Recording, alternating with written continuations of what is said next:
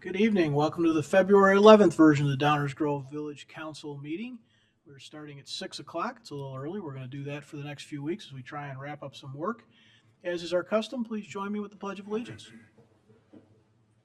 I pledge allegiance to the flag of the United States of America and to the republic for which it stands, one nation, under God, indivisible, with liberty and justice for all. Meeting's over. Just like that, we're done.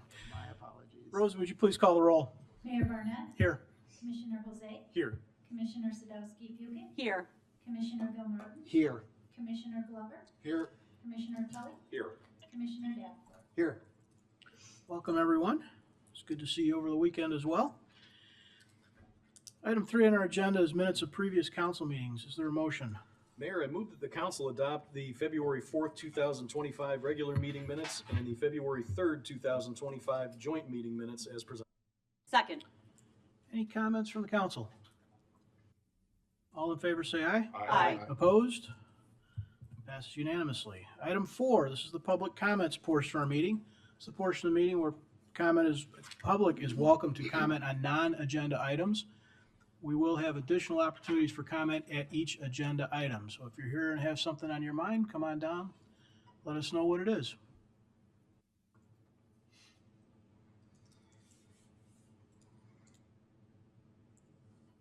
Janet Whittingham. I have a couple of items. One is, addresses the course of planning process for the guiding DG plans. And over the course of several meetings and events, people have said, not just me, that wondering where the replacement parking will be for parking spaces that are permanently removed. And that question has always been answered with, we have no problems with parking, we have plenty, or parking isn't an issue. It has been avoided determinedly, I think. But we do have issues with parking. And last meeting, Mr. Glover asserted without any kind of supporting data that we don't need more, parking in the winter is not a problem. There's no experience with parking being eliminated in the winter. And I think it would be ironic to find out after the damage is done, after the parking spaces are removed, that maybe restaurant patronage does fall because people don't want to walk 5 to 10 minutes to get through ice and snow and slush to get to a restaurant door. We had an opportunity this winter to close those things off and get some experience and public reaction, and it didn't take it. So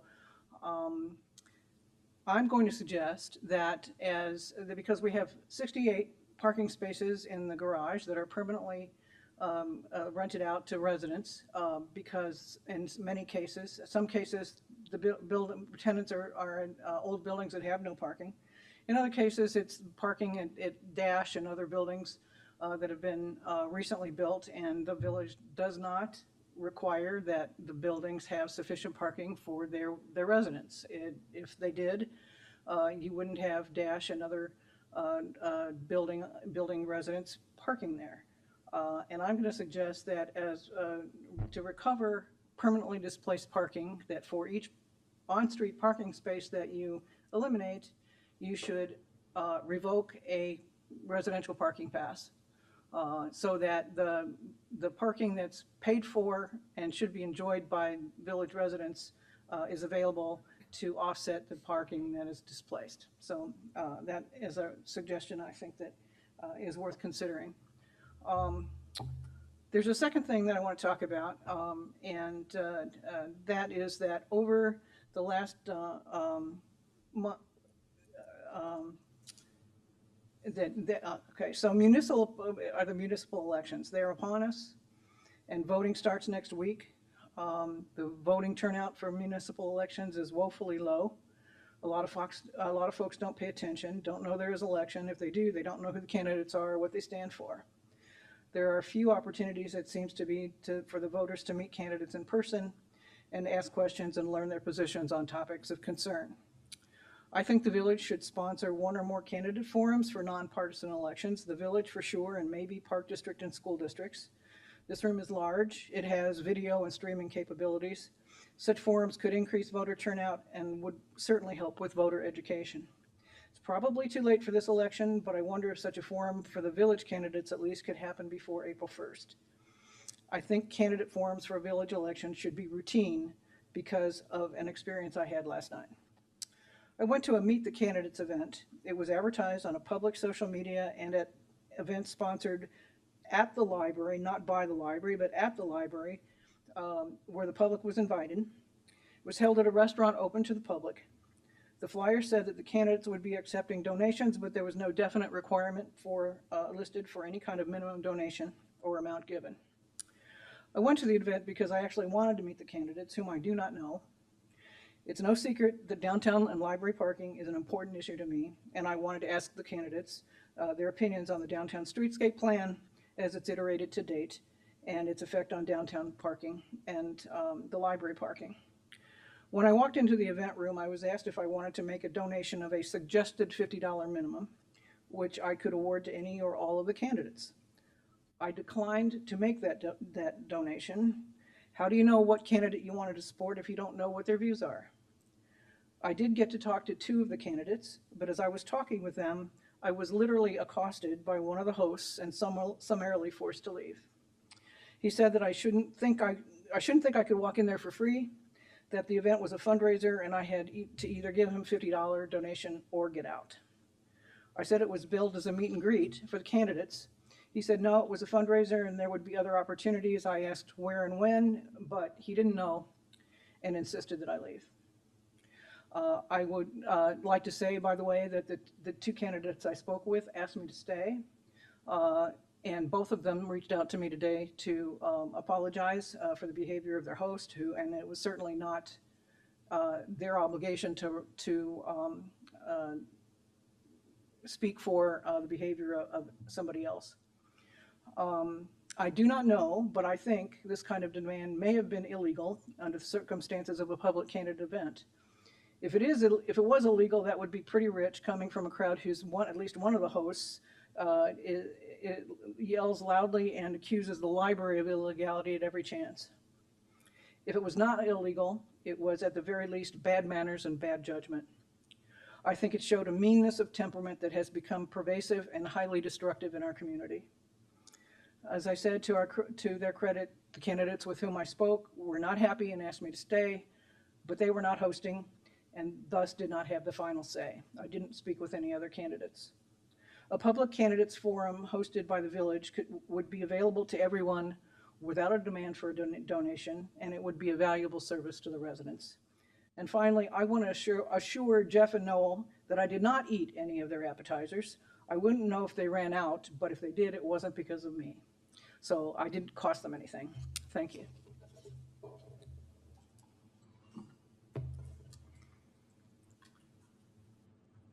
Any other comments on items decidedly not on the agenda tonight? Okay, we will continue then with the consent agenda. Is there a motion? Mayor, I move that the council adopt the consent agenda as presented. Second. All those in favor say aye. Aye. Opposed? That passes unanimously. Item 6 is our active agenda. This is the portion of the meeting where we take up items on which we plan to take action this evening. These are items we would have spoken and discussed at least once prior. Is there a motion concerning a grocery occupation tax? Mayor, I move that the council adopt an ordinance imposing a municipal grocery retailer's occupation tax and a municipal grocery service occupation tax as presented. Second. Any comments from the audience on this item? Comments or questions from the council? Chris? Yeah, I just want to, again, just outline my position. I just think this is a wash.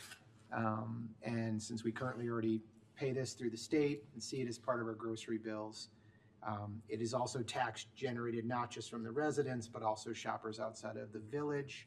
And I fully expect to see most, if not all, home rule municipalities follow suit. So I will support this. Thank you, Mayor. Thank you. Anyone else? Rosa, please call the roll. Commissioner Jose, Aye. Commissioner Sadowski Fugit, Aye. Commissioner Davenport, Aye. Commissioner Tully, Aye. Commissioner Glover, Aye. Commissioner Gilmartin, Aye. Mayor Barnett. Aye, that passes unanimously. Item 7 is our first reading. This is the portion of the meeting where we take up items for the first time or again for the second, third, or fourth time, but items on which we do not plan to take formal action this evening. Dave?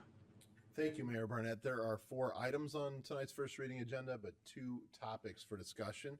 First topic of discussion, I'll hand over to our Community Development Director, Stan Popovich. Thank you, Manager Fieldman. As Manager Fieldman noted, the first topic and the second topic regarding alley vacation at 5241 Lyman Avenue and 831 Maple Avenue. The project is just a little bit south of the Civic Center here. You can see the 2 properties, 5241 Lyman is along Lyman, and then the southwest corner of 831 Maple Avenue outlined in red. The request is to vacate this portion of the public alley. It is not being used for anything right now, it's just green space at this time. Zooming in a little bit more, we can see the alley here in green, and if the vacation were approved, it would be split down the middle, half to 5241 Lyman and half to 831 Maple Avenue. Based on the comprehensive plan, it's a residential area plan. We're supposed to ensure quality housing stock, modernize housing stock, and then 831 Maple is owned by the Downers Grove Park District, so the comp plan talks about supporting operations and improvements with the Park District. The Planning and Zoning Commission, considered this recently and found that the standards for right-of-way vacation in the policy were met, and they recommended approval. As Manager Fieldman noted, the second item on this regards a fee waiver request from the Park District, and they do qualify that based on the Village Council fee waiver policy. I'm happy to answer any questions for you tonight, Mayor and Council. Thank you so much. Thanks, Stan. Any audience comments or questions on this vacation question? Council comments or questions? Martin? Thank you, Mayor.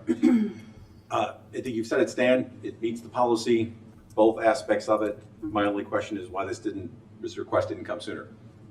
Seems like one that was sort of screaming out for that kind of treatment for a long time, but I have no problem. I think it squarely meets with our policy. Thank you. Greg? Thank you, Mayor. I couldn't agree more. This absolutely meets with our policy. The only thing I'd like to do is throw out there an idea to my colleagues about the fee waiver. We absolutely should be waiving it with regard to the Park District because, hey, if it's not 100% common taxpayers, it's awful close. But I mean, what we're talking about here is the other half going back to a property owner. That land is going to go from village-owned to private hands, and they're going to pay property taxes on it. I don't think they should have to pay for the privilege of paying property taxes on that. So I'd like to see us waive the other 1676.65 as well. But, I'll vote for it as it is, but this is one policy that I think is outdated and should change. Thank you, Mayor. Anyone else? Martin? I just pick up on that because a long time ago in the galaxy far, far away, we didn't have this policy. And there was a series of vacations that the question was asked, well, why are we giving property to people? The argument was made, well, yes, they're going to pay. It's going to go back on the tax rolls. Fair point. And it may have been the time and the value of property or whatever the circumstances were, but there was pretty much unanimous support for, because land is in finite quantity, that there should be some, in addition to the tax aspects, which they are what they are, but there should be some component of compensation involved for increasing someone's property that then of course makes the property more value. I can see it argued either way, and I think most tend to be more supportive of a fee request when there's a commercial development involved as opposed to residential. But you're right, it's a policy that's been around for a long time, Commissioner, and my only comment would be is that if we're going to revisit the policy, we ought to revisit it more comprehensively and not necessarily in the context of a particular request. So I would support it in re-engaging the conversation. I just wouldn't want to change policy on the fly with respect to this particular request. Just real quick. Yeah, sure. I don't necessarily have a problem with having a larger conversation, but the conversation has to start somewhere, so I thought I'd go ahead and give it a little bump. That's how things start. There you go. So I appreciate the additional history and familiar with it, having done this a few times, but it's a policy that I've always been interested in taking a shot at, and here's an opportunity, so I thought I'd start a conversation. Anyone else? I don't feel comfortable with us. Frankly, I think if we're going to vacate it, we should vacate it at no cost. If we believe we have an interest and a value to the village for retaining it, we should retain it. If we don't, I think we ought to vacate it without a charge. How did we get, was it just the petitioner's request? How did we get to splitting this thing, this 16 feet down the middle? Where'd that come from? It was petitioner's request to vacate the alley, and they worked with the Park District, and typically will vacate the alley half and half to each of the property owners. Unless one property owner doesn't want it, then the other one would get the entirety of the width. Okay, and the Park District apparently wanted 8 feet in the back corner of their property, huh? That's correct. The reason I'm asking is because we have situations all over town where the lines are goofy and strange and nobody's quite sure where they are, and then they have to, it just seems odd to me. If I look at this thing, I think to myself, well, if we're not gonna use this alley, we probably ought to vacate the whole thing and make square, reasonably shaped lots out of it. I guess if that's the request and the Park District's in on it, I'm not gonna be opposed to it. But back to, Martin's suggestion of revisiting this policy in more detail. I don't know, probably at that time we could add some commentary about what we hope to achieve when we do this, which is probably not a tougher jigsaw puzzle. Anyone else? Yeah, I have a question, I guess. Yeah, go ahead, Chris. Help me understand the value of giving this land away. Is it simply that it's not being used and then therefore becomes, as you said, sort of tax generating, so we're sort of giving it away to start generating that tax? Is that the concept there? Yeah, and on top of that, I mean, what the heck are we using it for? Nothing, Yeah. right? So if it's different in my mind if there's an easement kept over it for the village to do whatever it might need to do, utility maintenance, things like that. But in a situation where we're willingly ready to give it away, it would seem to me that it's in the way that the subdivision is laid out, that it really has no value to us and no value to the public at large. It ought to be in private hands at that point. So let's go ahead and put it in private hands. It probably was designated an alley for some very good reason many, many years ago. If we're ready to give it back, then obviously that reason is gone. And I don't think you should necessarily hold somebody up just because you can. Yeah, no, I think that's fair. So I would say, I assume the Park District wanted half because they're getting it for free. I mean, they were offered it and not paying a fee on it. Well, the good news is we don't have to speak for the Park District because Okay. the Park District is here. So Fantastic. if we'd like to hear from their perspective on this vacation, Awesome. I'll call to the podium one of my peers, the Who's this executive guy? director of the Park District, Bill McAdam. Bill McAdam, Executive Director, Downers Grove Park District. When the issue was brought to us by the village staff, when the first request came in and we took a look at it, that butts right up against our museum campus and more specifically our heirloom garden. And when you're out there, you would swear that the property line was farther away because of that easement that's there. So if it all went to the private owner, that line would be right up against that garden, and we didn't think that was the best situation. The other thing we were doing was looking ahead, that if you ever went to vacate the rest of that area, which runs along our property line, it made some sense for us to continue that. So those were the two reasons that we were really looking for it. We did ask for the fee waiver because we looked at it, it's already in the public's hands. We're going to continue to maintain it in the public hands, and we didn't think the public should be charged from one end to the other. Be happy to answer any questions you might have. Thank you. It does, yeah. Thanks, Bill. Martin? Again, not to start having the conversation, but I think it is important to have the conversation on a more comprehensive basis, that we go back and revisit the history behind why it was done in the first place, because for many, many, many years, there was no fee at all. it was a request, and if the property wasn't in the village's long-term plans, it was vacated. But maybe it was this time, maybe it was this financial condition of the village at the time, I don't remember. But there was a view that it's a public asset, so yes, it goes back on the tax rolls, but if it belongs to the village, it really belongs to the village. And that we shouldn't be giving assets of the village away without some kind of compensation. And there was a great deal of thought that went into how to calculate that. So it's not it wasn't some kind of a profit-making general, but that was the thinking at the time. And it's just, to me, it's just, we ought to be very mindful about the policy. If we're going to change it, that's fine. But it ought to be with giving plenty of people a notice, because obviously some people have gotten used to one way or the other. Again, I think you could argue both sides of this, and I've heard both sides argue. It's a valid issue to revisit, but I would be very reluctant to do it in the context of a particular request and particular petition. Yeah, again, I don't have a problem with, a larger, more comprehensive look at it, and I think you can see it either way. Yes. Obviously, the village. We've done it has both some- ways. Right. So, let's have the conversation Sure. at some point. It doesn't, I'm not trying to add on to the priority action items or anything. It's the kind of thing that probably isn't gonna get talked about if nobody talks about it, so. But if I could interject, speaking of priority action items, I was not here for that conversation, but I joined the team right after it. It sounds like it was a pretty significant policy-making effort that took multiple meetings and several hours of staff research, because it does get quite complicated pretty quickly. Our attorney next to me, I think, was leading that research effort. So if that's something we want to talk about, perhaps that might actually be a long-range plan topic for discussion this summer. And I'm sorry, how is the cost of that calculated? So we base it on the market value of the land as shown on the tax bill, Okay. which is adjusted, I think we cut it down by a third, based on the fact that there is a public utility easement that will remain over the top of it. So it's not full enjoyment of all of the rights of the land, because the village and other public utilities have an easement over the top of it. Anyone else?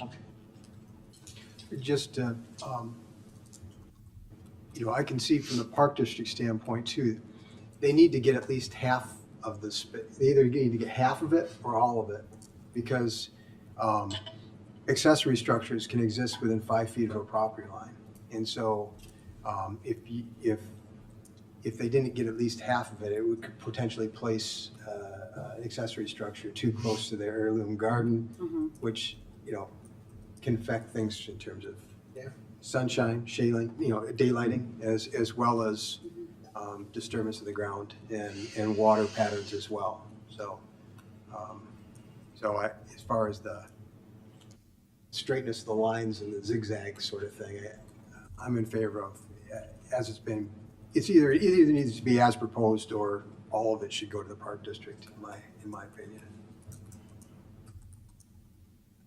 Otherwise, we're affecting. And does the alley continue on, or is Yeah, it both just? north and south.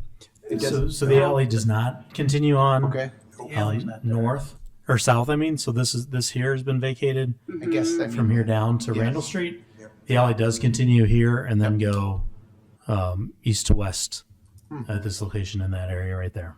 When was that south vacation? That was not that long ago, right? I would say within the past 15 to 20 years or so. I feel like we There were- was a new home that was built here, and then that was when the vacation went in Oh. between these three property owners. Yeah, yep. So there's a leg sitting on the Yeah, north yeah. end of it. yeah, that's. I think the resident. kind of did Yeah. speak to. Come on up. Petitioner. I am, yes. I own those two houses right there, the lot and the house, and I live across the street. This came up because the Park District was not taking care of that, and the tenants that live there wanted to put a fence or something like that, because people are just walking around, and there's a chain link fence there that's dilapidated and everything. Anyway, I didn't want to put it on my property line, and they had a chain link fence, and then there's this no man's land space right there, right? And this isn't the only alley I own. I have some alleys across the street too, and the city doesn't take care of any of these alleys. So I've been taking care of this alley, which is not, none of that looks like alley. It all looks like dirt and grass. So I've been taking care of that for the last however many years. And I just felt like it was I should petition to own it. Then I wanted to own the whole thing, and then the park district said that they would take it, and I didn't know that they could get a waiver for it. I also asked for a waiver. They said I couldn't get a waiver, but they could get a waiver. So I also thought I would like to, after hearing you guys, since I have other alleys, I would like to revisit that conversation as well with the fee, since I'm taking care of other alleys as well across the street. So that's basically, I brought it to the park district, and then they got involved. I paid all the fees. I paid for the vacation survey. They didn't help at all. And my understanding is there's an easement there, so there is no accessory structure that can even be built on there that's going to do anything ever anyways.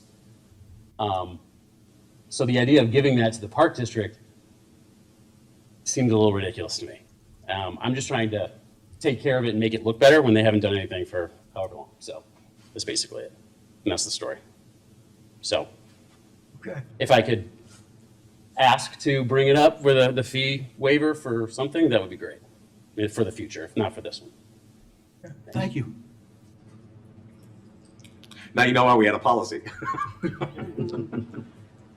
Mike, go ahead. You can't build on the easement, correct, but what would happen is the property line would move back. So the position of an accessory structure could basically be what is currently the property line right now.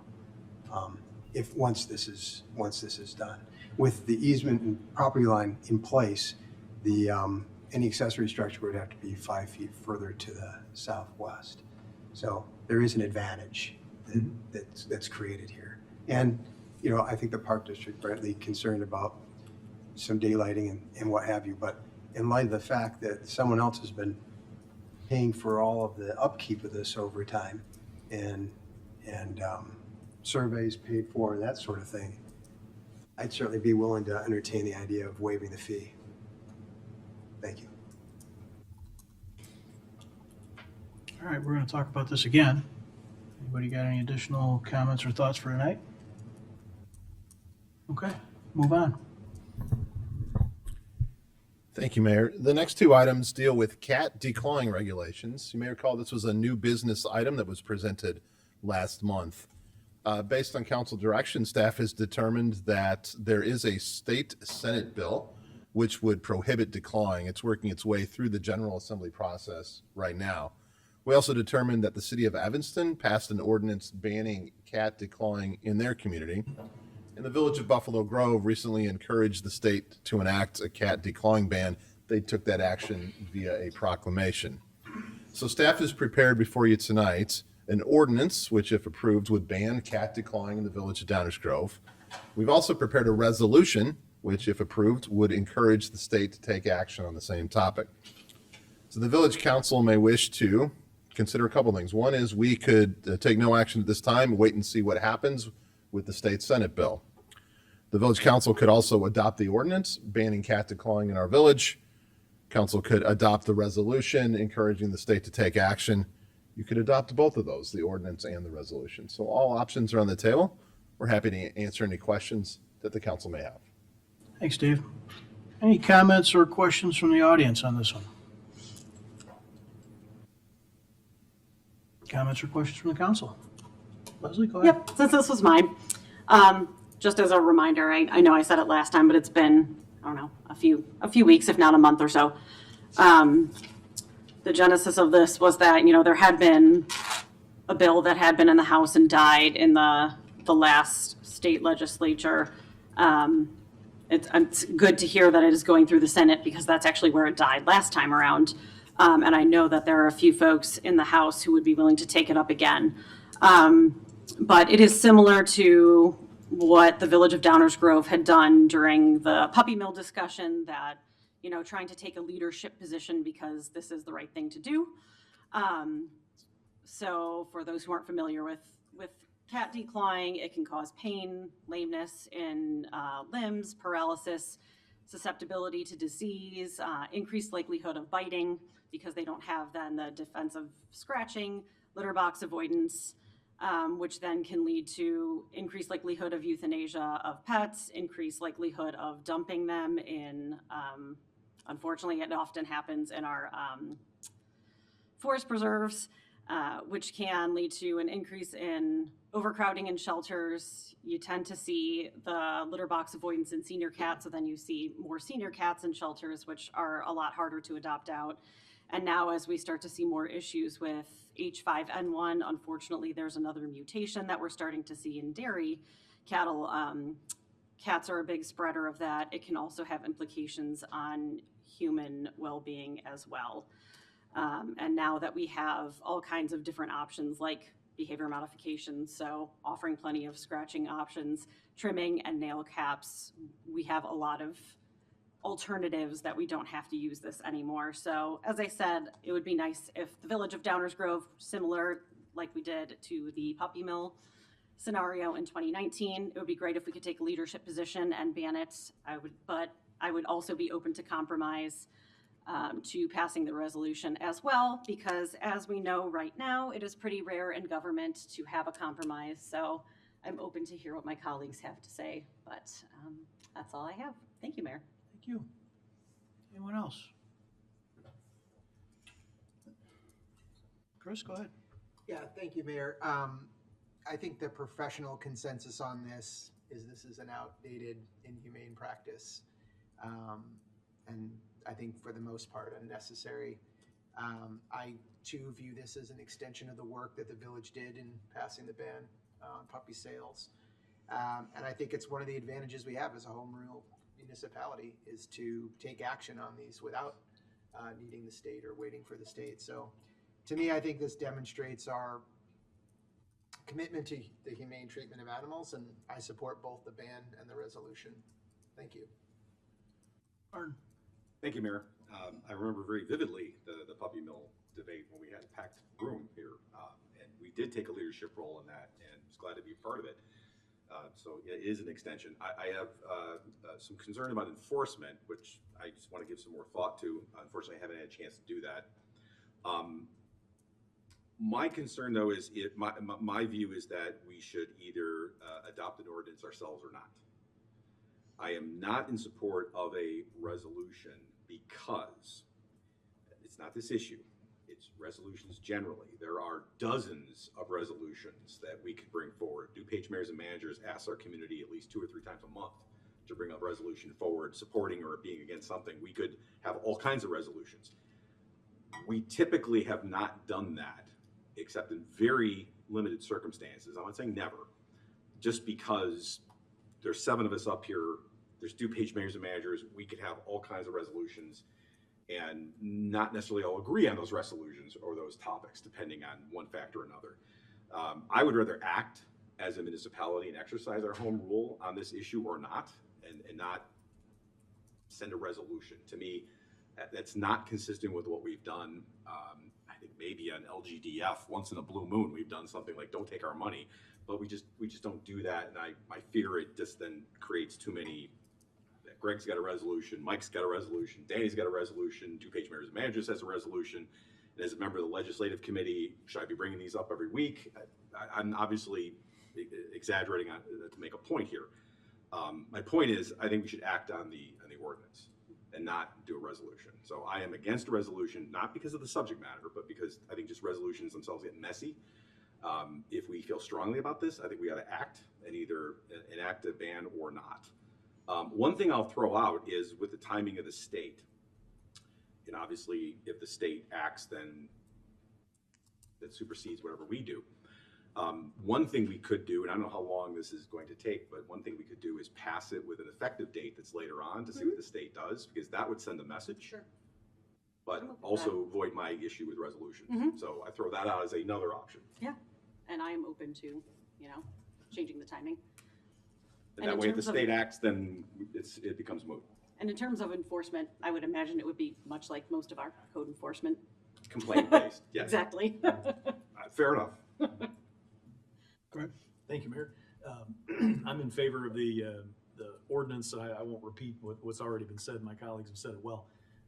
It's an interesting take on the resolution, because my original thought was, well, sure, if we're going to pass the ordinance, why not pass the resolution?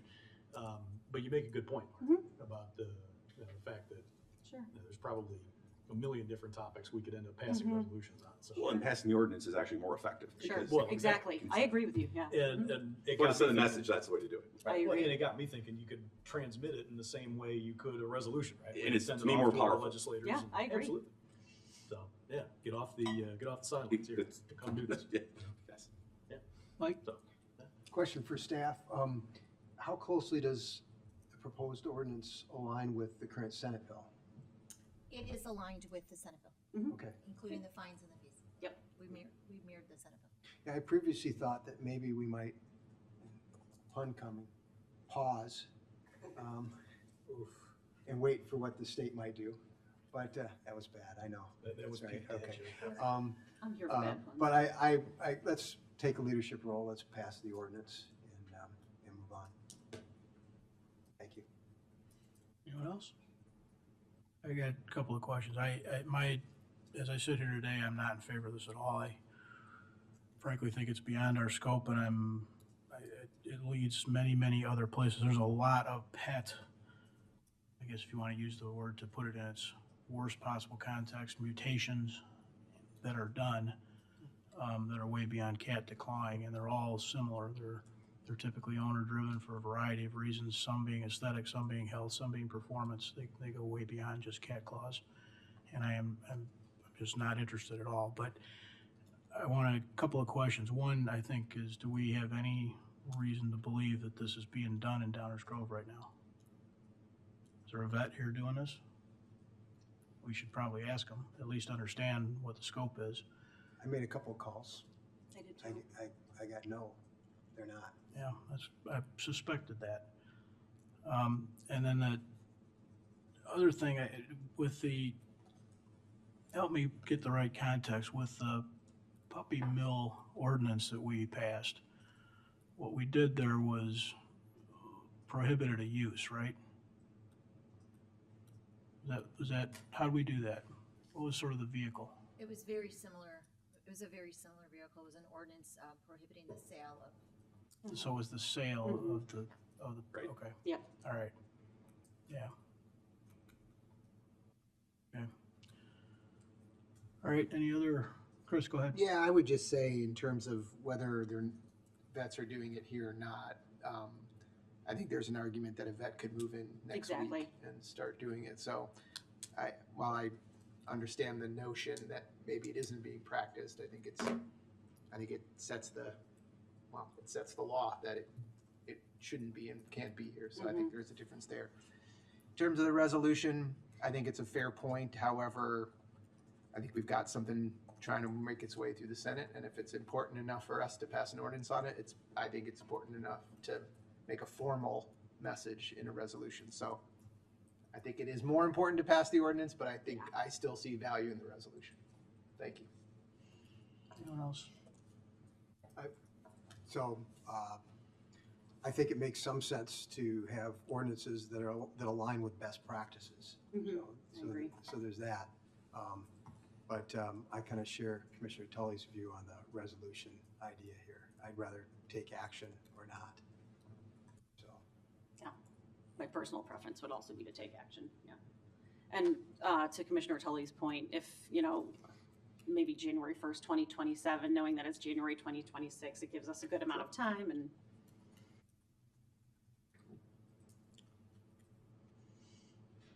On the subject of resolutions, I agree 100% with Commissioner Tully.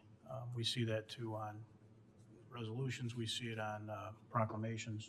It's kind of a never-ending string of, would you guys comment on this? sure. And I just generally prefer not to do that. I still, maybe I'll read some more and I'll suddenly see the light, but I'm shocked that this is within our scope, and trying to think of what other things should we talk about and develop local ordinances for that just aren't good practice. That's also seems like kind of a never-ending list, but usually I would think we would be targeting things that we thought were a particular problem within our community. And I remain unconvinced this is one of those, but maybe I'll learn some more in the next week or so. Anyone else? I will say that it is something that West Suburban Humane Society, the VCAs, which we do have a VCA hospital in here, and then of course DuPage Animal DuPage County Animal Services, who we do all of our lost pets go there. It is something that they've brought up pretty consistently as something that they would like to see enacted. So, Yeah, but at the some state folks in level, town. if everybody knows that it's not happening here, right? VCA is not coming here saying, man, you guys gotta stop your vets from all this decline. We keep ending up with cats. That's not what's going on, right? They recognize it as a broader problem, which is why the state is considering it. Of course. So, But as a home rural municipality, we can take a leadership role. okay, So a couple things. Mayor, first, just double checking, based on the conversation, the staff plans to bring forth only the ordinance next week. And then our village attorney had a couple of questions, clarifying questions on that. So I just want to make sure we bring forward the ordinance with an effective date of January 1st of 2026? Yeah. Yes. Is that the consensus? Mhm. And then should we put in the ordinance that if for some reason the state does take action, then our ordinance will automatically We'll repeal? mirror theirs. So we'll repeal ours if the state. So I heard takes two action. different things. Yeah. I just heard two different things. Two And what different is the, what versions. is the, what is the? Well, my understanding is if the state law passes, then ours would be Yeah. unnecessary. Right, because exactly. Not it's the state law. necessarily, because the state law does not preempt home rule. It will Got it. just mirror ours. Oh. So that's the issue, right? It doesn't, I got you. currently the way the Senate bill is drafted, it does not preempt home rule authority, so we'll have two different paths to take. Got it. So, we can draft our ordinance to say if the state does take action prior to January 1st, 2026, ours just will automatically repeal and we'll can rely on the state law, or we could have both. I'm wanting to understand What to put, yes. what the January 1st, 2026 date is for. What would be the advantage to not having it repeal? Why would we Yeah. want why would we want the redundancy? Right, yeah, no, We- we would just Is there- want it to repeal and we would follow the state. We wouldn't, That I'm would be, asking- that I would be think- my recommendation. yes. That is Let's your. follow makes that sense. That would be my recommendation. recommendation, that if the state does pass the law, it would just be subject to state law. Correct. Sorry, Mayor. Yeah, go ahead, So Chris. I just want to make sure I'm clear. If the state passes a law, it would be exactly what we passed. Mhm. So repealing ours would not remove anything or add anything. It would be exactly the same, but you said something about home rule. So sometimes when the state passes laws, it would preempt home rule authority where we couldn't pass a law on the same topic. The way Got it. this bill is currently drafted, See. it does not. So we have the option, but We we do don't have need the to option. exercise it if it mirrors what you're saying it Yes. would mirror. Okay. Yeah, the only Yeah. difference would be it would be prosecuted through the state's attorney's office if it was written under state law as Got it. opposed to local ordinance, be prosecuted at the local level. That would be the only difference. I would support it being repealed if the state passes it. I would too. I would as well. All right, we can draft that in and we'll put that on the active agenda for next week. And that is my attorney's report. Thank you, Mayor. Talk about Hey, efficiency. somebody stole my line there. That also ends our first reading tonight, Mayor. Thank you. Talk about efficiency, fantastic. There's no mayor's report tonight. Council member reports. Mike, let's start with you. No report, thank you, Mayor. Danny, No report, thank you, Mayor. Leslie, No report, thank you, Mayor. Martin, No report, thank you, Mayor. Chris. Yes, Mayor, I do have a report. I first want to just express, I was sorry I had to leave the second joint committee meeting for the library early, but I did watch the remainder of the discussion, and I just wanted to take this opportunity just to share some additional thoughts and perspective. While I appreciate the efforts my colleagues put into defining this committee, I still have some concerns about the scope of the work and the expected output. And I didn't have as much opportunity as I would like to because I had to leave to express this, but I still support the idea of the subcommittee actually making recommendations. If we're going to dedicate months to research and spend money on and consult with experts and deeply analyze the options, it seems logical to me that the subcommittee provide a clear and well-informed path forward. Otherwise, we risk conducting a process that lacks meaningful input. One of the reoccurring themes in the joint discussion was the use of pros and cons. And while that framework may be useful, I think it's important to point out that it doesn't always have the benefit of being truly objective. A pro to one person might be a con to another, depending on their priorities and perspective. This is just simply classic framing, the way information is presented and shapes perceptions and influence in decision-making, even when the intention is to be neutral. Framing certain aspects of the selection alternatives as pros or cons, I think inherently pushes the conversation towards conclusions, even in the absence of explicit recommendations. So said more plainly, and I think Mike said this is in his analogy about the house building itself as we go down this fact-finding mission, I think that will lead to implied recommendations, so I guess maybe that's good enough for me. Also, it seemed to be that we took a lot of time in the meeting, or was taken after I left.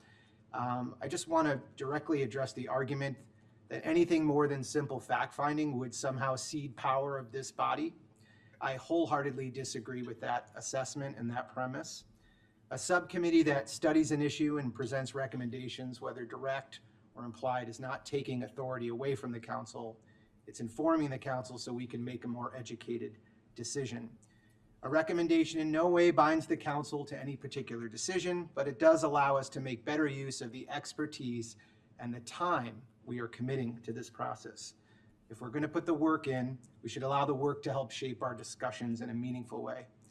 Rejecting recommendations outright in the name of maintaining power does not strengthen governance, it actually weakens it by limiting access to expertise and well-reasoned analysis. Beyond the scope and the structure of the subcommittee, I also want to address the tone of the discussion. In the first meeting, there was significant talk of collaboration, of sharing responsibility, even sharing costs. Yet in the most recent meeting, the tone shifted away from that collaborative spirit. Instead, focus seemed to be on ensuring everyone understood that this is ultimately a village council's decision alone. That shift, in my opinion, placed our library board members in an uncomfortable position. And it raises concerns for me. If the intention is to foster a cooperative relationship between the village council and the library board, then we should ensure that this process, the subcommittee and its work, remains truly collaborative and reap the benefits from those on the library board members and their experience in the selection process and on the board. We have an opportunity to gain valuable perspectives from those who have firsthand experience of how the current system works. And I would hate to start this process with those members feeling they are less of a part of this subcommittee's work. I don't want to put words in her mouth, but I believe that might be the point Commissioner Sadowski-Fugit was making last time, and I think it's worth reflecting as we move forward. Having said all that, I respect and accept the direction of the balance of the council. That is the direction they've pointed us in, and I remain committed to seeing this process through in a way that is productive, fair, beneficial for our community. I appreciate the time and effort that we've all put in, especially staff, and I hope we can continue in a way that values transparency and cooperation. Thank you, Mayor. Thank you. Craig? Thank you, Mayor. Didn't plan on anything, but since the opportunity's here, I mean, you're entitled to be wrong, and there you go. So analysis and expertise doesn't require recommendations. We can gather all kinds of analysis and take testimony from any number of experts without necessarily getting a recommendation. Putting together a list of attributes, whether they're characterized as pro or con, all of that is subjective, and recommendations are by themselves subjective. Right? People can look at different sets of attributes and reach different conclusions. That's a reasonable thing to do. So the idea that somehow by limiting ourselves to listing those attributes and talking about the analysis and the facts that we learn is handcuffing the committee, I think, is inherently wrong. There are significant facts that are within the library's knowledge and not ours. That's one of the reasons why we went down the road of the joint committee and why the partnership is necessary, why we need to talk about some of these things together. There are certain things that are completely and I think appropriately within the purview of this council.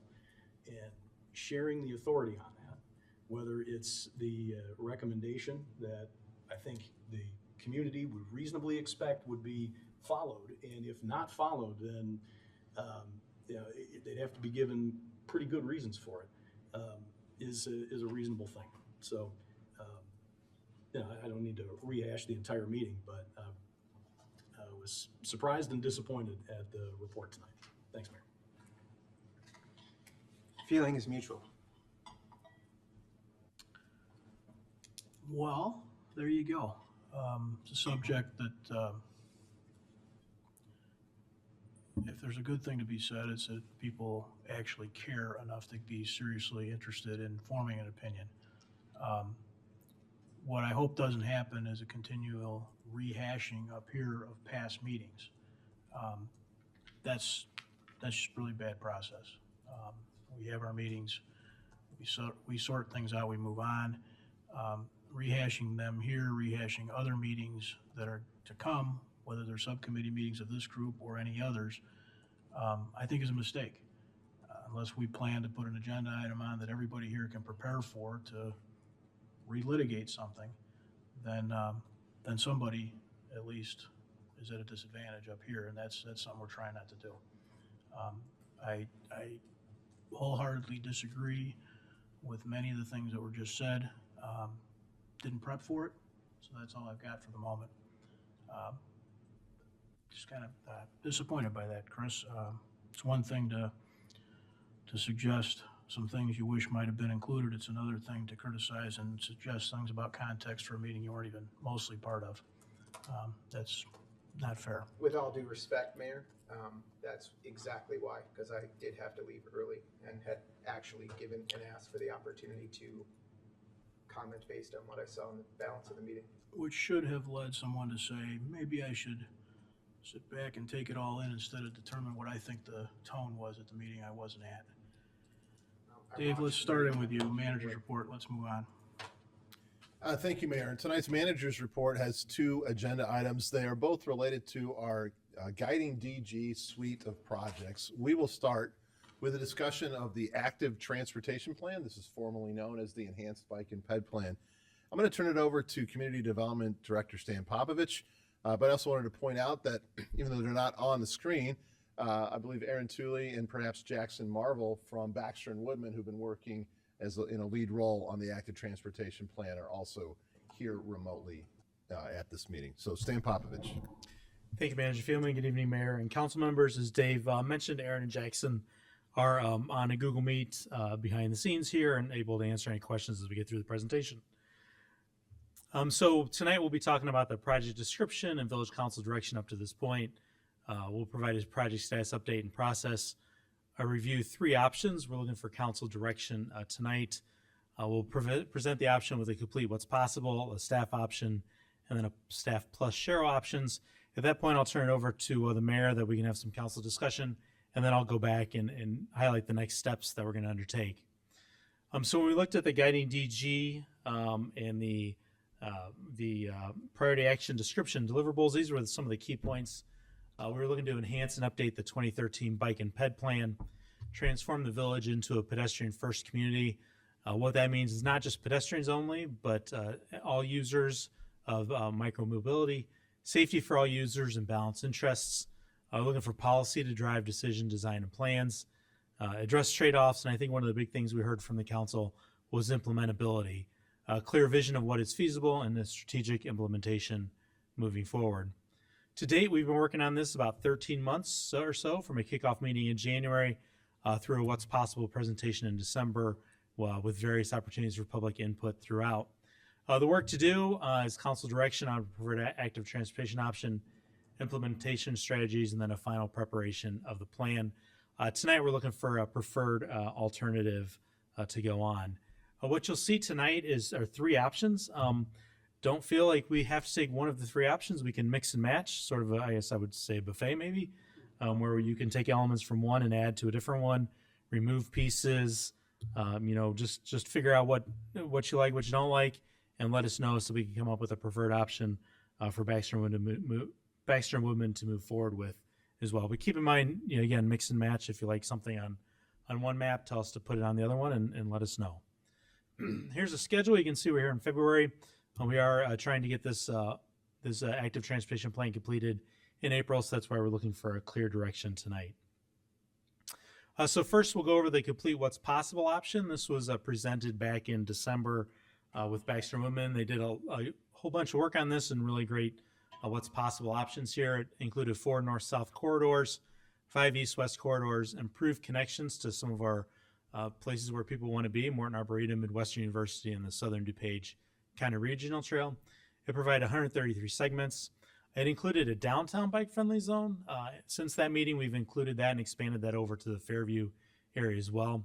Multiple facility types and intersection improvements, and everything from additional lighting to bulb outs and signalized pedestrian refuge crossings, as shown here. Talking to staff, we believe the implementation timeline on this is greater than 20 years. Here's the map again, the complete what's possible option. And then this is in the yellow, you'll see this throughout all the maps, is the downtown and Fairview bike-friendly zone. So that was expanded from the downtown area down Burlington and then Rogers as well over to the Fairview, where we're doing some work on that Fairview focus area. Excuse me. If you look at the corridors that they've established, these are the north-south corridors in red here, and then the east-west corridors are in green. So you can see we come down from 59th Street on the south all the way up to 35th Street or 39th Street, I'm sorry, on the north, and then east to west on Belmont all the way over to Fairview as well. So those are the corridors that are identified in the what's possible option. And then this is the intersection improvements. So there's a whole bunch of dots and circles at the various intersections, everything from sliver medians to bulb outs to mid-block crossings. So Baxter and Woodman identified these opportunities for intersection improvements that would assist in pedestrians and bicycle infrastructure. The next option we'll look at is the staff option. So this provides 3 north-south, no, I will try to slow down, my apologies, Mayor. 3 north-south corridors, 4 east-west corridors, same connections. We do have 40 segments in this here as well, again, including a downtown and Fairview bike-friendly zone, 2 facility types, so a shared use path and an unprotected bicycle lane, and then a little bit less on the intersection improvements, still meeting some of those improvements, but again, understanding that some of them might not be within our jurisdiction, and also what we believe would be implementable. We believe this implementation timeline is up to 20 years as well. So this is the staff option here. You'll see that it does show a bicycle lane unprotected, a shared use path. The lines in the red are undetermined facility types. Those are on the plan that shows the route that should include bicycle facilities. There are very detailed trade-offs in pretty much every block of some of these routes, whether that be trees or parking, to name 2 trade-offs that staff believes would just need further investigation once we would come to implement these things. So we rely on the findings in the what's possible assessment to provide guidance, but this would allow staff to further examine speed, average daily traffic, annual average daily traffic, street widths, and then to get some neighborhood feedback as well when a project is ready to go. As this is a long-range horizon, there might be changes in the 10 years down the road, what a road is used for, how it's used. So we've identified as a facility in that location, but just not clarified whether it should be a bicycle, unprotected bicycle lane, or shared use path. So those are in the red here on this map. If we look at our north-south and east-west corridors, you can see here we've got a corridor north of on Finley Road, north of Warrenville Road in Ogden. It goes down to Pershing. We do have Dunham, and then Fairmount down on the south, and then Saratoga again on the north.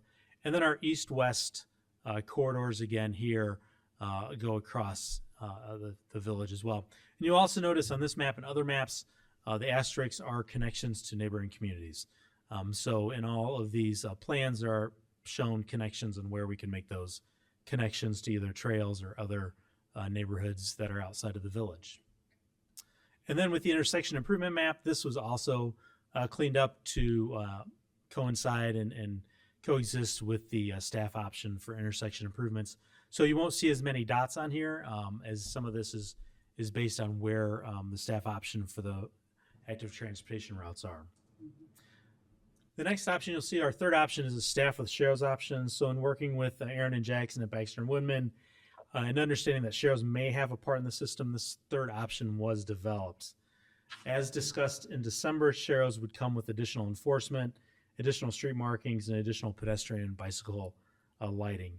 The biggest difference between the staff and staff with Sharrow's option is we have 7 more bicycle segments, and then the facility type adds Sharrow's Again, implementation would be up to 20 years. If we look at the map, on this map, you can see those Sherrill routes in the dashed lines. So again, we'll go to the red, which are the north-south corridors. Green is the east-west corridors. And then in this pink color, we've got the Sherrill routes. You'll see that a lot of the Sherrill routes are principally in the grid system north of the railroad tracks. It provides additional east-west and a couple of north-south. And then there's a couple in the southwest quadrant of the village that provide some connections to other trails or other routes that are identified down in that area. I'm going to go ahead and I'll pop this map up. These are the three options that we have. Again, what's possible on the left, the staff and the staff with Sherrills to provide for council sort of discussion here. And then we've got the intersection improvements as well. Again, I think I've said this twice, but I'll reiterate it. You know, if there's a route that you think is important and you want to see it in there, please let us know. Again, this can be a mix and a match type thing. Just looking for some clear direction tonight so we can move this project forward with Baxter and Woodman and present a final transportation plan for you soon. Thank you, Mayor. Thank you, Stan. Anyone want to start the conversation up here? Greg, go ahead. Just a question to start.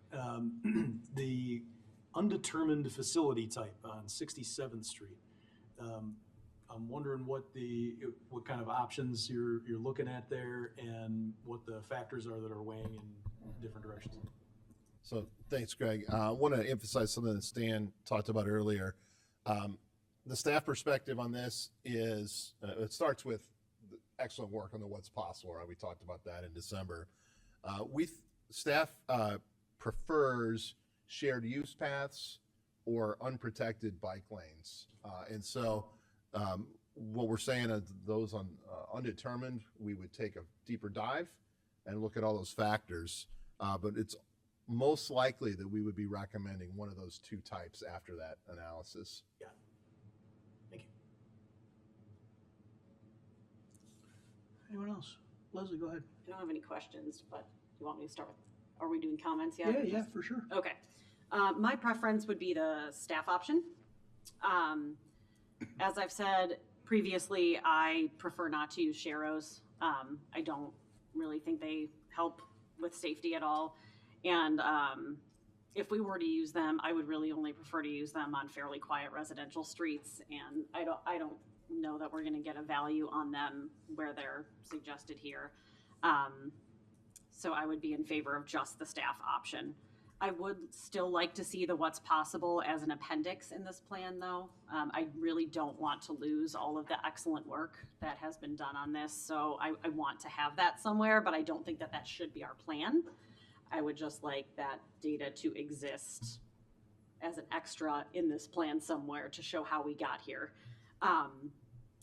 And my other big comment is that I still question how those main street crossings are going to work. So Ogden, 55th, 63rd, 75th, particularly those crossing, north and south, north to south, right?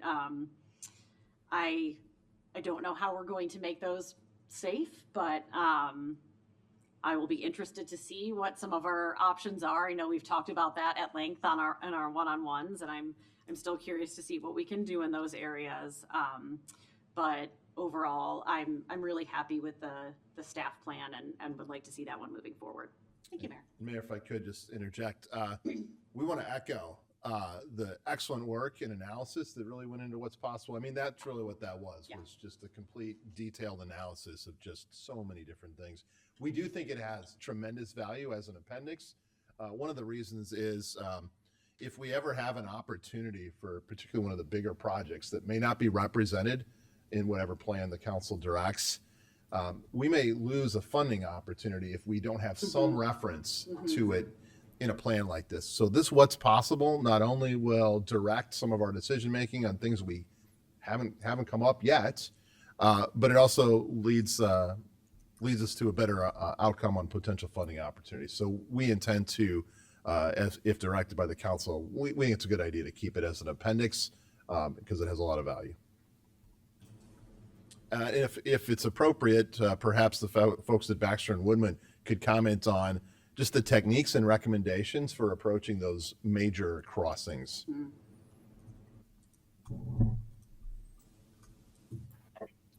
Good evening, Mayor and Council. My name's Aaron Tooley here with Jackson, and I'm going to let Jackson answer that question for you. So as I know all of you are probably aware, a lot of the major intersections are controlled and maintained by DuPage County. So that would be a lot of coordination between the village and DuPage County.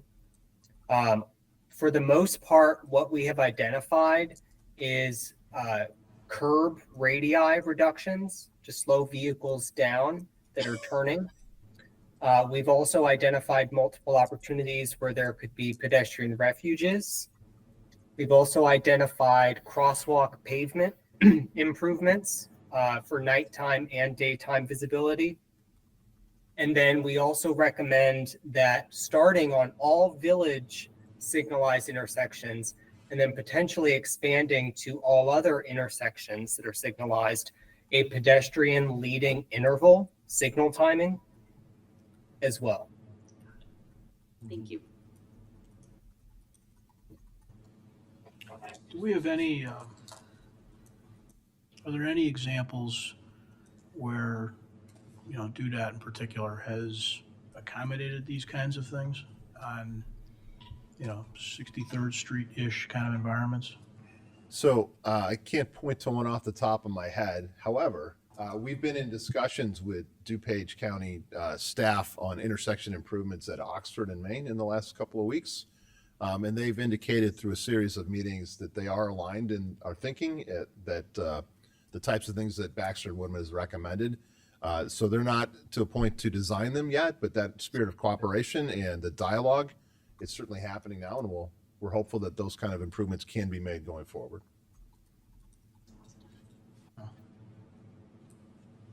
Anyone else? Greg, go ahead. Thank you, Mayor. I also would prefer the staff option, but I'm willing to go to the staff option plus Sharrows. I guess I don't have the same quite the same concerns about the Sharrows, and I think adding some additional facilities of that type could be a good thing. I also agree on adding the what's possible as an appendix. I think in addition to being how we got here, it's also, I think, very helpful for what else future councils might be interested in doing. If the village is able to get through the staff or staff plus Sharrows and in a fairly reasonable amount of time and want to add on, there's your roadmap. So I think I figured I'd join the dad Good joke. Right? I think this has been fantastic work. Many thanks to the consultants and the staff for everything you've done. I'm really excited about this. Thank you.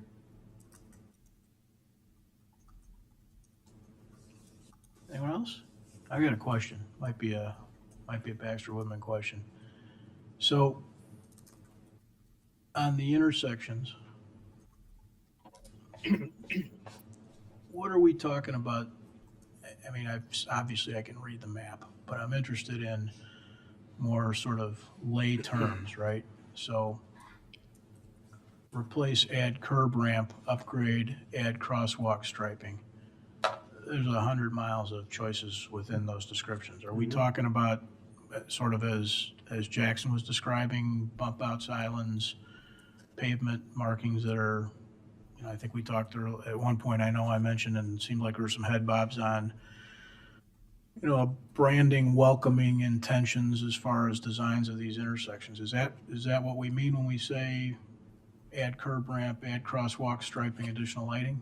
Is those all included there? I'll take the easy one first, the non-technical one. The concept of some sort of striping that is an identifier of the village of Downers Grove that ties into branding that also meets safety and MUTCD regulations, right? Is something that we heard informally throughout this discussion, and I think we saw a draft of a document, draft of the plan that Baxter and Woodman prepared. That concept is in the draft we reviewed today. So I think you'll see that come forward when the full draft plan is presented. So yes, I think you'll see that. As far as the more technical answers, I'll have to defer to Aaron or Jackson on those questions. Jackson. So as depicted on the intersections improvement map, when it states a crosswalk striping improvement, that means that the crosswalk striping should be changed to a higher value. So it might be from a single or double line continental to a piano key. It also may be areas where there is not a crosswalk marking already, but there are curb ramps. So because of the increase in bicycle and pedestrian activity, or it falls along one of those potential alignments, you would need to add or want to add some sort of striping on the road. And then the map also depicts in a fair amount of detail ADA curb ramps that will need to be updated. The village has gone through since 2013, updated almost upwards to 70% of all ADA ramps. So the curb ramp updates that are identified on that map are older curb ramps which do not meet ADA facility standards just based on a visual assessment, or ones that have some sort of buckling or pavement damage. Okay, all right. I apologize for being so thick, but I'm still struggling with the map. So let me just describe what I'm hoping for. And that is that wherever we can, meaning we're allowed to by law, is really, I think, what I'm trying to say. I would like us to be considering bump outs, branded crosswalks, and lighting enhancements. So that the effect is that both people and cars appreciate that pedestrians are welcome to be using these spaces. That's what I'm trying to get at. And so when I hear you might have a parallel lines or you might have a piano key, that doesn't seem like enough, at least on its surface, when I hear that. I agree. So that's what I'm trying to say. One of the things, we're trying to get through a lot of information in an expeditious manner. What we didn't present here tonight is the written recommendations and policies that support these maps. And I think they are consistent with the types of things this council has been talking about. One of the things that, I don't know if we put a fine tune on it yet, but this idea that we'd have a standardized approach to our crosswalks has been mentioned a couple times. So we'll work with Baxter and Woodman. So that idea that they'd be upgraded piano key type, I think is something that we're going to say we'd like to see those as long as it's allowed. From the technical standpoint at all the intersections. And then if we get direction from the council at a different approach to the specialty identity making, those kind of things, we would like those to be standardized as well. So with that direction, I think you'll see that in the final draft of the plan coming in a few weeks. Okay. All right. Mike? Yeah, I'll pile on with you there. I mean, I've mentioned it before that, yeah, so apart from all these wonderful things we're talking about, this, creating this distinctive Downers Grove look, I think it's an opportunity that goes along with this that I think we'd be missing out on if we didn't do something like what the mayor is suggesting.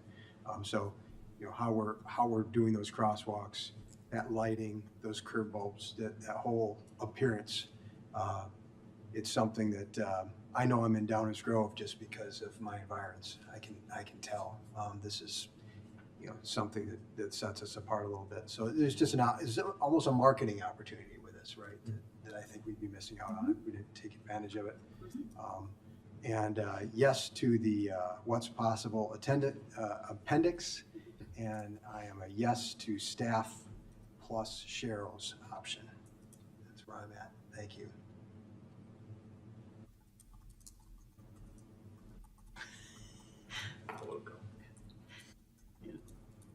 Go ahead. Sure. I think I understand what the mayor is saying, so I want to comment. I think pedestrians being welcomed, I think, is important. And I think for drivers that pedestrians being expected is maybe the other side of that. So however that translates to the design, I think would be important. So I've said this a few times. I think the what's possible would be amazing. I think it's a great vision of what Downers can be. But I also understand some of the trade-offs that come with that. So I am comfortable with the staff with Sharrows. Maybe I know that there was maybe a little bit of a change in the feeling on Sharrows from our consultants, or an update to that, and maybe they could just share highlights of why sort of they see Sharrows as a better opportunity maybe than they thought in the past. Yeah, Aaron, maybe you could jump in, because Aaron did a great job of explaining the benefits of Sharrows in our particular community. Yep. Sure. Thank you. Yeah, as you all, I'm sure, remember, at first when we began this project, we really did want to completely reevaluate bike routes, how they were designated, what the value of bike routes were, et cetera. And we were probably some of the first to want to throw those out as a potential facility we would want to continue with. But the more we started getting into this and really understanding the constraints that were before us with respect to, of course, street trees, on-street parking, even the character of your neighborhoods and wanting to maintain that continuity of character, we started seeing the value of Sharrows. Jackson had produced in the existing conditions memo a brief analysis about how there many of the vehicular bicycle crashes occurred during twilight or dusk or at night.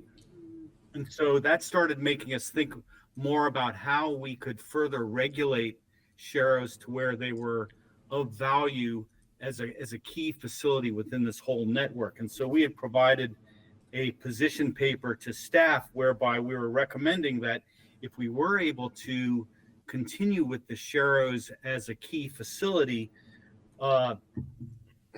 council could consider additional kind of regulations as far as reducing speed limits, potentially increasing fines for speeding, but also improving street lighting, maybe with some ornamental street lighting, because again, we're trying to cultivate this culture of active transportation within Downers Grove. And so we need to be thinking about how people are going to be using or riding bikes 24/7, all hours of the day and night, hopefully 365 days a year, if we can maintain the facilities like they would need to be maintained as far as snow plowing, et cetera. So these Sharrows could have improved street lighting. They could have additional markings at the beginnings and endings of the streets, additional wayfinding signage, enhanced maintenance practices as far as street sweeping and snow removal. But most importantly, it's alerting vehicular drivers, motorists, that this is a shared facility and there will be bicycles riding on these routes. And so for that reason alone, we think that these are important facilities to include in the plan. Plus they do provide increased connectivity. And if we can aggregate or if we can focus where people ride their bikes on particular routes, then there are that many less cyclists on routes that are not regulated at all when it comes to additional facilities. So we think that's a good idea as well. So again, we believe that it provides additional access, connectivity, and safety for your residential bicycling community. Yeah, thanks for that. I think that's a great overview of why I'm fully behind the Sharrows. I think it does more than, but I think it's the added things that make them more effective. It is the things like street sweeping and snow removal. It is the reduced speeds or the increased fines, improved lighting, all of those things. I would also add, as I think you pointed out, the idea of seeing these sort of Sharrows does start to shift the paradigm. It's a very visual reminder to drivers and bikers alike. And I think it does demonstrate it signals our intentions, that as a community we're valuing. That I think it could also, you mentioned wayfinding, I think there could be some clever ways that we could leverage these sharrows to indicate where certain destinations might be. So I think there's a lot more value to the sharrows. One of the things was the position in the lane to sort of avoid that door zone. And that was super interesting to me because I think there's a lot of concern about when there's parking and doors opening into cyclists. So for all of those reasons, I think the sharrows are important, and I would want to see that included. I think it's also important to note that most of these changes are intersection-based as opposed to building bike lanes all over town, which I think sometimes this gets painted as. And that's, just a great addition to safety. I think a lot of folks are going to see this change and want more. So I am fully in support of keeping the what's possible in the plan as an appendix. I guess I would just ask maybe the question, because you made a great point, Dave, that I hadn't thought about funding and sort of having a go-to-market plan ready to go. Is there anything in terms of language that would need to refer to that, sort of, I took just a little stab just to give the concept of like that we approve this plan, whichever one we do, with the understanding that the what's possible option would be maintained as a reference for future improvements. Would there be any value in including that versus just having it as an appendix as it maybe stood from who might be investing in or giving us money, basically? Yes, Yeah. for sure. And Okay. I think making sure that we have the proper introductory paragraph that Yep. precedes it is right on. I Okay. think a lot of the things you said are appropriate, Yeah. and so we'll probably start there. Okay, then I would be supportive of including that. Yeah, I think that's all I had on that. Great work. Martin? Thanks, Mayor. I came in here thinking that I was only going to support the staff option. I have no problem with the what's possible being an appendix for all the reasons that it's stated. I've listened very carefully to what's been said about sharrows, and I wasn't a fan of sharrows to begin with. I'm not sure I'm still a fan of sharrows to begin with, but I'm hearing and understanding that they may be a tool that could be used where appropriate to make the staff recommendation more successful, because I don't want a plan that doesn't work.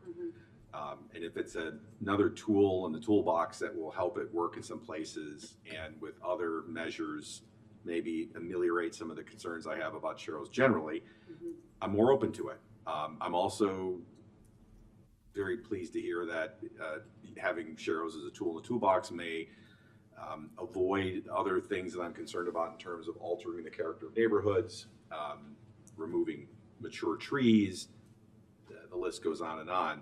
So I'm now more open to, I'm somewhere between staff and staff with sharrows right now.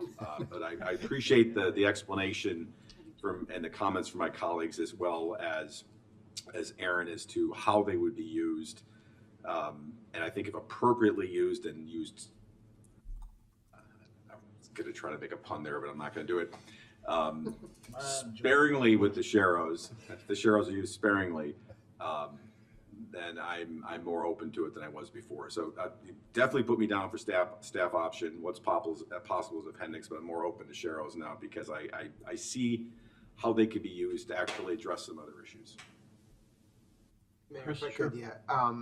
One thing I did forget to ask is it appears that a lot of you mentioned the sharrows being in the north grid, and I would just ask that if there were opportunities to expand that. I know maybe there were in the what's possible, so it feels a little north heavy with that. So if we do go forward with sharrows, I think I'd like to see some more strategic application on the south side. Anyone else? Go ahead, Danny. Yeah, I agree with most of what's been said. I also wasn't a big fan of Sharrows previously, but especially in the areas in which they were chose, I think they definitely had some value, in particularly where there was some existing facilities that kind of just stopped, like Prairie. I think it makes a whole lot of sense there, and a couple areas over there on the south too that connect some of the other facilities. So I definitely could get behind the staff option with Sharrows, and then see no problem with leaving the what's possible and as an appendix has been mentioned for sure. It's a guiding tool. Okay. I'll talk a little bit about Sharrows. I was pretty opposed to Sharrows in the past, and that is still where a big part of my sort of initial reaction is. If we are using Sharrows in conjunction with, I'm looking now at the regarding Sharrow routes from February 4th, that was at the back of this package, in conjunction with reduced speeds, increased fines, and improved lighting, then we're helping create an environment and a culture that becomes obvious. If we think we're using Sharrows to reinforce the legitimacy of a bike on a street when a suburban is trying to get to soccer practice while they're reading their phone, I think it's nonsense. If we think it's going to recommend proper bicyclist positioning, we can work with 58 and try and tell kids that, but they're probably going to ride wherever they want to ride, and people are going to honk at them and be mad they're in the street. I think there is a long-term cultural benefit of including Sharrows that I can get behind, but I think it's got to come with work by the village to cause those environments to be understood and expected by the motorist users. I don't mean to be such a old guy yelling at the clouds, but I mean, if you're hopping on your bike and you live wherever you live and you want to run to the card shop, you're probably not looking for the Sharrow route. You're going to ride by your friend's house, collect them, and head down there the shortest path you can. So the Sharrows, I think, can help build this culture across the community that says we want people to feel comfortable and welcome. And so I know that's a talking out of both sides of my mouth thing. I can get behind the Sharrows. I just think it's important we be realistic about what they're going to do or not do, and then we back it up with work on our end. I think that council is really giving a preview of what the complete plan will look like. We just reviewed some draft chapters that speak to those very things and how policies, education, communication, culture relate to street markings and an environment. So I think we're heading down, I almost said the right path, but you get my point. So. Chris? Yeah, I appreciate you saying that. I think part of what the Sharrows option showed to me was longer stretches. And I think that was sort of Danny's point too about Prairie, but I feel that the longer the stretch, the more it creates its own path in many ways. So that coupled, and I completely agree, it's all the additional components to a Sharrowed road that I think is going to make it far more effective. And certainly we're not going to be able to push everyone there. But I think if it becomes easier and safer and has the feel, and I think we can even add signage to sort of help explain or identify what a Sharrow path means. All of that I think can go into it. But I think it is not just simply the paint on the pavement. It's more. Mike? Just say that's one of the great things about this, though, is that it is paint on the street, and it can easily be undone if so. The risk here is not. It's no great thing, right? So It's a flexible amenity. It's a very yes Preview. I hear you. So I hear you. Flexible amenity. But obviously non-permanent. works. Oh, just stop. He's getting way ahead of this conversation. But coupled with the other tools, this I think that's you put that all together, it works. Yeah, I think I would be remiss if I didn't say what I don't want Sharrows to be is just the easy thing to apply. Right. When maybe a tough conversation needs to happen. And there might be more value or a trade-off.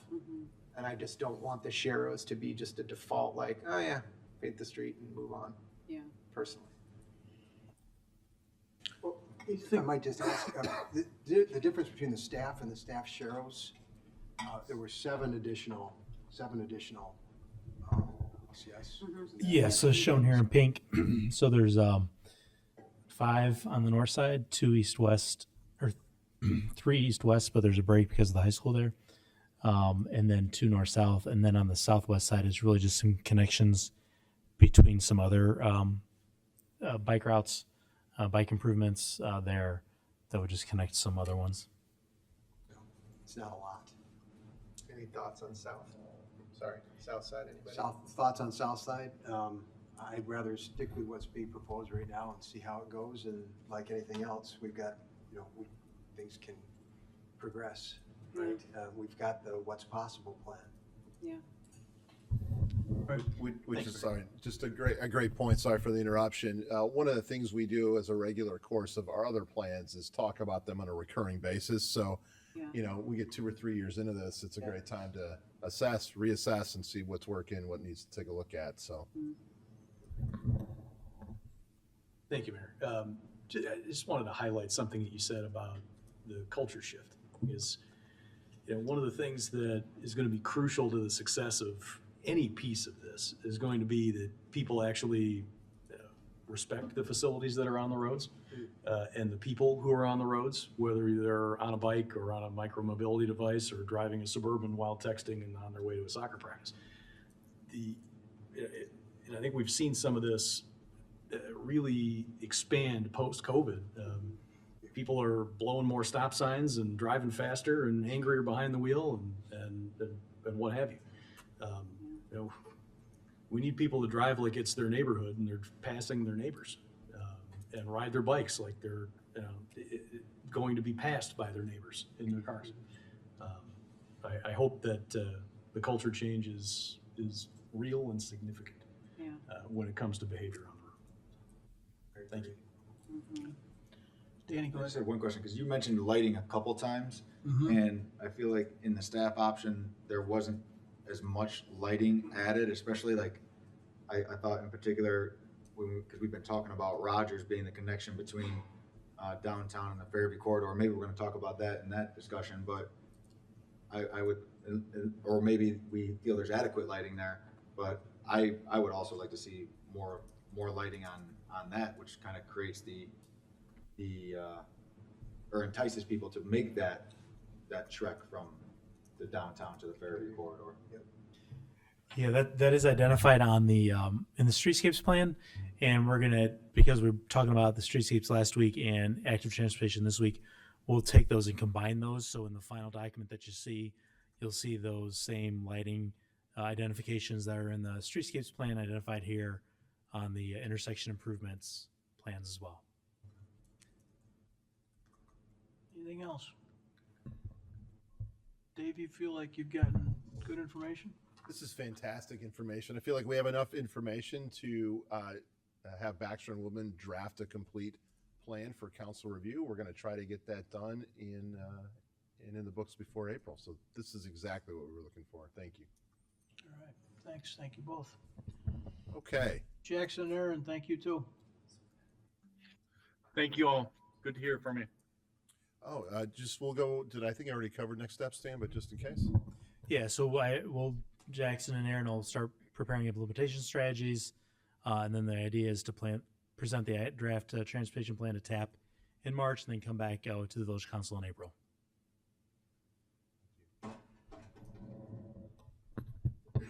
Okay, Mayor, are we ready to go on to downtown outdoor dining program? Yeah, we can go ahead and get started with the Let's intro. do that. So I will be presenting information about the downtown outdoor dining program. As Stan pulls up that presentation, I think everybody knows that the guiding DG suite of projects includes the streetscapes plan, and the streetscapes plan includes downtown outdoor dining as one of the components. In fact, the downtown Outdoor dining enhancements is part of 3 priority action items in a community investment project which comprise the Streetscapes Plan in its entirety. The Village Council established the project definition and deliverables for a priority action item called Enhanced Downtown Outdoor Dining Program. In that description, there are 3 key objectives. Number 1, create permanent public and private areas for use as outdoor cafes. Second, make sure these areas are aesthetically pleasing. And third, make sure that they are safe. Just last week, the Village Council informally approved or gave direction on the Downtown Streetscape Plan, which includes public areas that could be used for outdoor dining cafes. And in the coming weeks, the council will consider the preliminary design of the plazas located near the Main Street train station. Tonight, staff is looking for Village Council direction on a few topics as you see here on the screen. But one of the key questions that we'll be talking about as a council has to do with the available locations that could be used for cafes. Will they continue to be allowed in the streets in on-street parking spaces is really a key question that we're looking for some direction on tonight.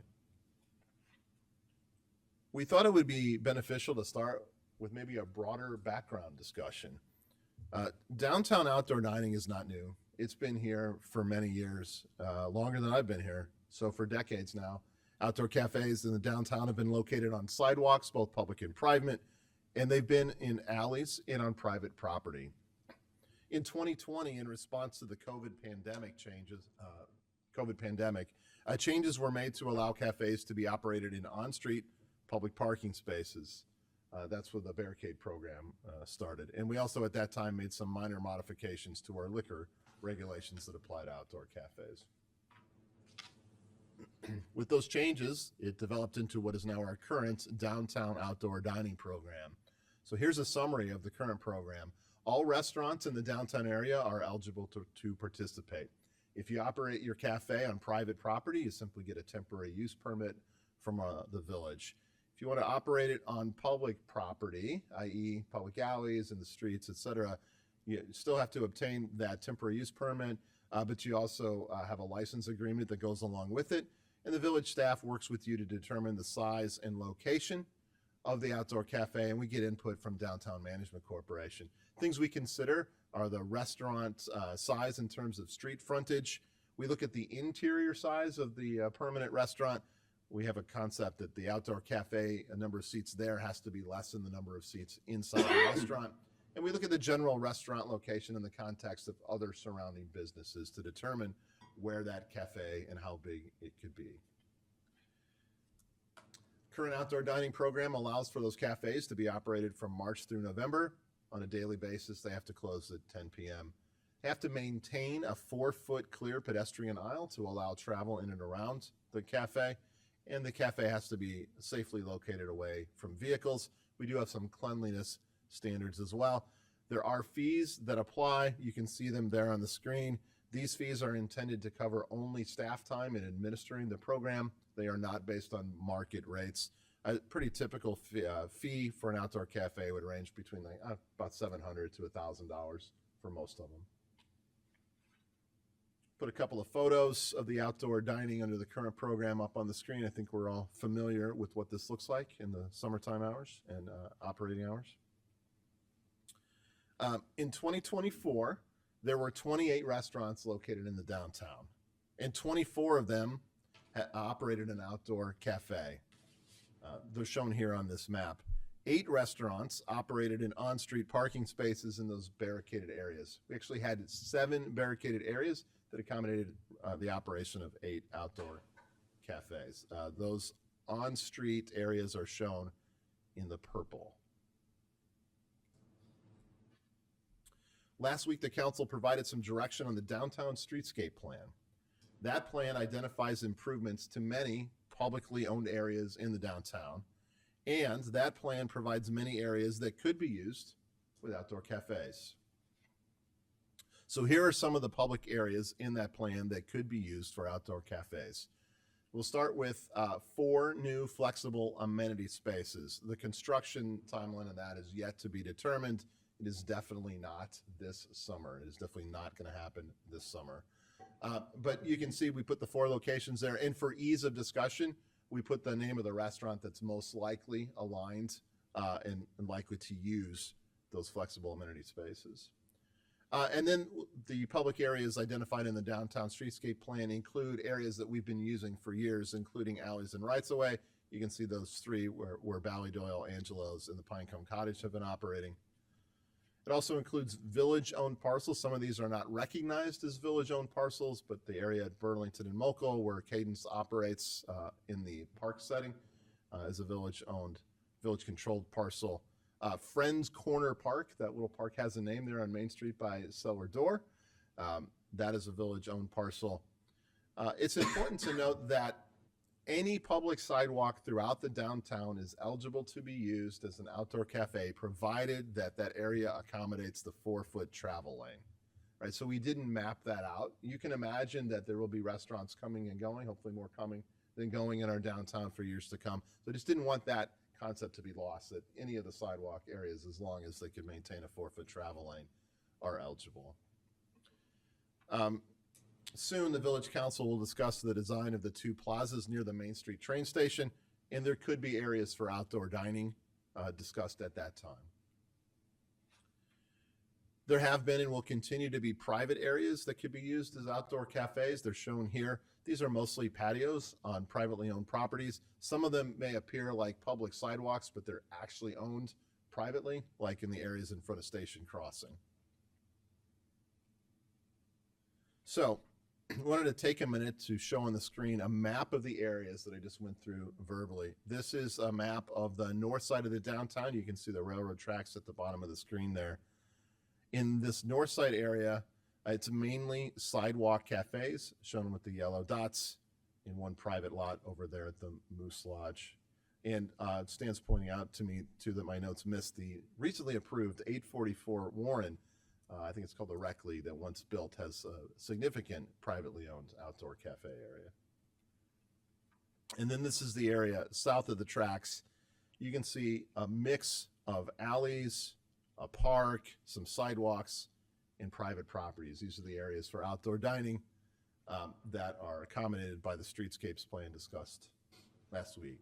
So with that as a background, again, we're looking for some Village Council direction on these key elements of outdoor dining going forward, starting in 2025 and beyond.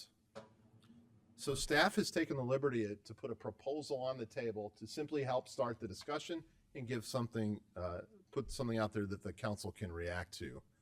So I'll go through it. The proposal is, as far as locations, they would be able to continue to be operated on private property and those public sidewalks as I previously described. Also in the yet to be constructed flexible amenity areas, and in all the areas that we've been operating, that restaurants have been operating outdoor cafes for years, alleys, rights-of-ways, and some village-owned parcels. We are proposing, of course, that all restaurants in the downtown would continue to be eligible, and that the fees remain in place to cover just staff time and expenses to operate the system. They've been increasing at about 3% a year, give or take. As far as other key components here, the proposal for opening discussion is that no cafes would be permitted to operate in on-street parking spaces, right? So the proposal is no more barricaded off street areas. Now, the council may consider the use of those on-street parking areas during the transition period, because like I said, we're not going to get to those flexible amenity areas in 2025, and perhaps not in all of them done by 26 either. We would continue with this proposal that the public areas would be licensed to specific restaurants, as we have done for many years. And we would propose to maintain the existing operating regulations. And again, just a reminder, we will talk later in the coming weeks about dining opportunities in the train station plazas. So if that proposal were in place, this outdoor dining season that's coming up, here's what staff would expect for the outdoor dining program. 4 restaurants would operate primarily in alleys and rights-of-ways. You see them in the top left. Cellar Door would operate primarily in Friends Corner Park. The Moose Lodge, in another round, would operate primarily on privately owned properties. And then 16 restaurants would operate in what appears to be sidewalks, both public and private. And a note about this slide, many of these outdoor cafes actually take up space in multiple categories. We just put the one that's most prominent for ease of discussion here. We did indicate with an asterisk those restaurants that would have reduced outdoor dining areas due to the elimination of on-streets, the barricade elimination, those are highlighted with an asterisk there. So Cadence, Cellar Door, Pierce Tavern, Orange and Brew, Wasabi, Foxtail.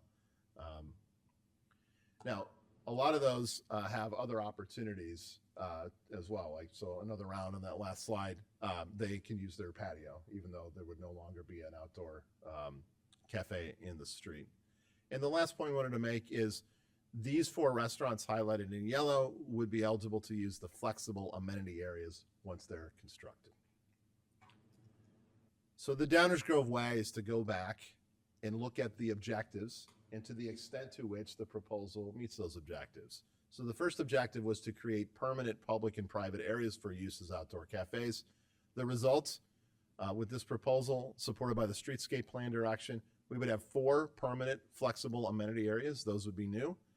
And we could continue to use 4 alleys and rights-of-ways, 1 public park, and public sidewalks throughout. And again, a potential for an expansion in the plazas near the train station. As far as the objective of aesthetically pleasing, the elimination of the temporary barricades we think would further this objective, and that the cafes, the fact that they'd be operating in areas intended for their operation from the get-go, combined with the streetscape plan elements that are there to improve the appearance, those things in combination would help achieve that objective. And finally, to enhance safety, moving the cafes out of the streets in and of itself should enhance safety. And then in the flexible amenity areas that we saw last week, those would include some sort of bollards, seat walls, fencing that is designed to enhance safety as well as meet the objective of aesthetically pleasing. So we put that proposal up for a starting point of discussion, and we are all ears and we're happy to answer any questions that the council may have. Thanks, Dave. Anyone want to jump in and start? Need a dialogue, need to hear from everybody. Danny, go ahead. Yeah, no, I definitely think that during this transition period, we should continue the temporary dining as we've been doing it for the past few years. And as far as the flexible amenity spaces that are currently on the plan, there's a few restaurants on there, a few places that would be losing all of their outdoor dining that they've been used to these past few years. And I personally would like to see maybe a few additional added onto it. I'm thinking mostly around Wasabi and a future restaurant next to that. I know we also took it away from at another round where I know that they have private patio space behind, but I'm just trying to think more towards the future and some turnover that could happen down the line that would make that patio not usable to a future location. And I know people have mentioned we don't know what's going to be there in a few years from now. We don't know if a boutique would take a restaurant space, but I highly doubt that it's going to turn the other direction. I think as more residents come to downtown, as some of these other developments go in, there's going to be a need for more restaurants versus less. So I don't think that the investment that someone makes to put a restaurant in, I don't think someone's going to come in and take that out.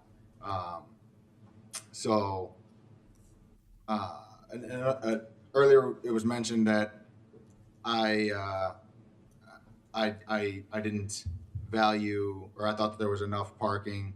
A resident had mentioned that some previous comments that I had made. What I had meant is that our downtown is thriving with its current parking arrangements. And I do have data, not from every single establishment, but most of these establishments have one parking spot in front of them. And they're serving 3,000 to 6,000 customers a week. So that kind of leads me to believe that the downtown can thrive with the current parking that's available.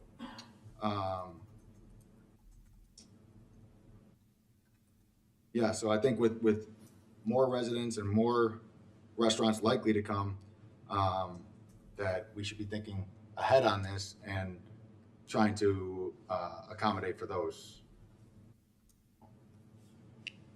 So as it relates to this proposal that's been sort of offered as a starting point, I'm hearing you're generally in favor of most of it and like the idea of using on-street parking during the transition. Correct. I just want to highlight, and then staff heard a request to, in addition to the 4 flexible amenity areas that were discussed and had direction from last week, I think Commissioner Glover is suggesting perhaps there'd be a couple more of those, right? For the locations that previously were utilizing. Okay. Anyone else want to jump in? Mark? Ladies first. Leslie, go ahead. Sure.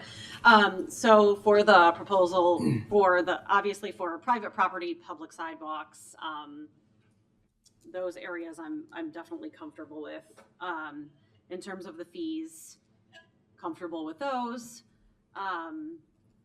I have a little bit of a different thought. I would actually like to see for 2025 us do a bit of a test run of what 2026 might look like. So I would be interested in just potentially barricading off the areas that would be the flexible amenity areas permanently moving forward. So I know that a lot of our residents have suggested that maybe we test to see what it will look like. So 2025 could actually give us an opportunity to see what it looks like. And it would give restaurants and our business owners a chance to see what it would look like. And then we could make some more decisions based on that. So I would actually be in favor of not having cafes and additional on-street parking areas and just looking at those flexible amenity areas that we're going to have in 2026 and beyond. And then after that, we could actually make a more informed decision moving forward to see where some of those pain points are.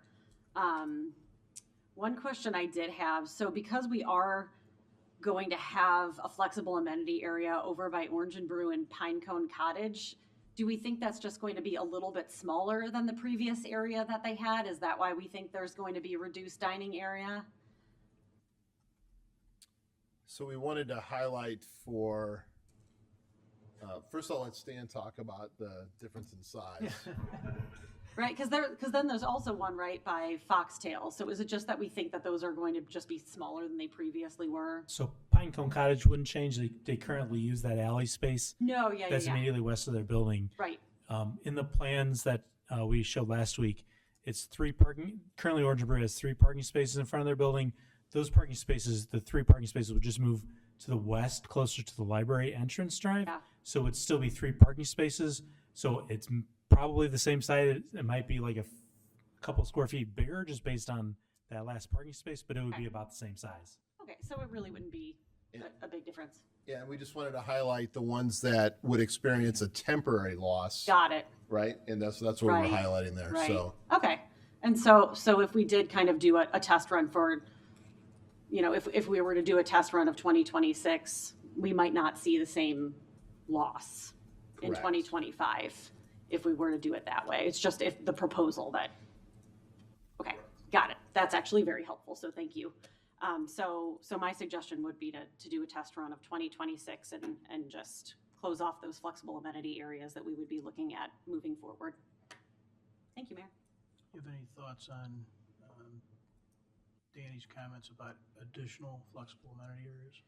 So, I mean, I would be open to them if it seems like we might need them after 2025.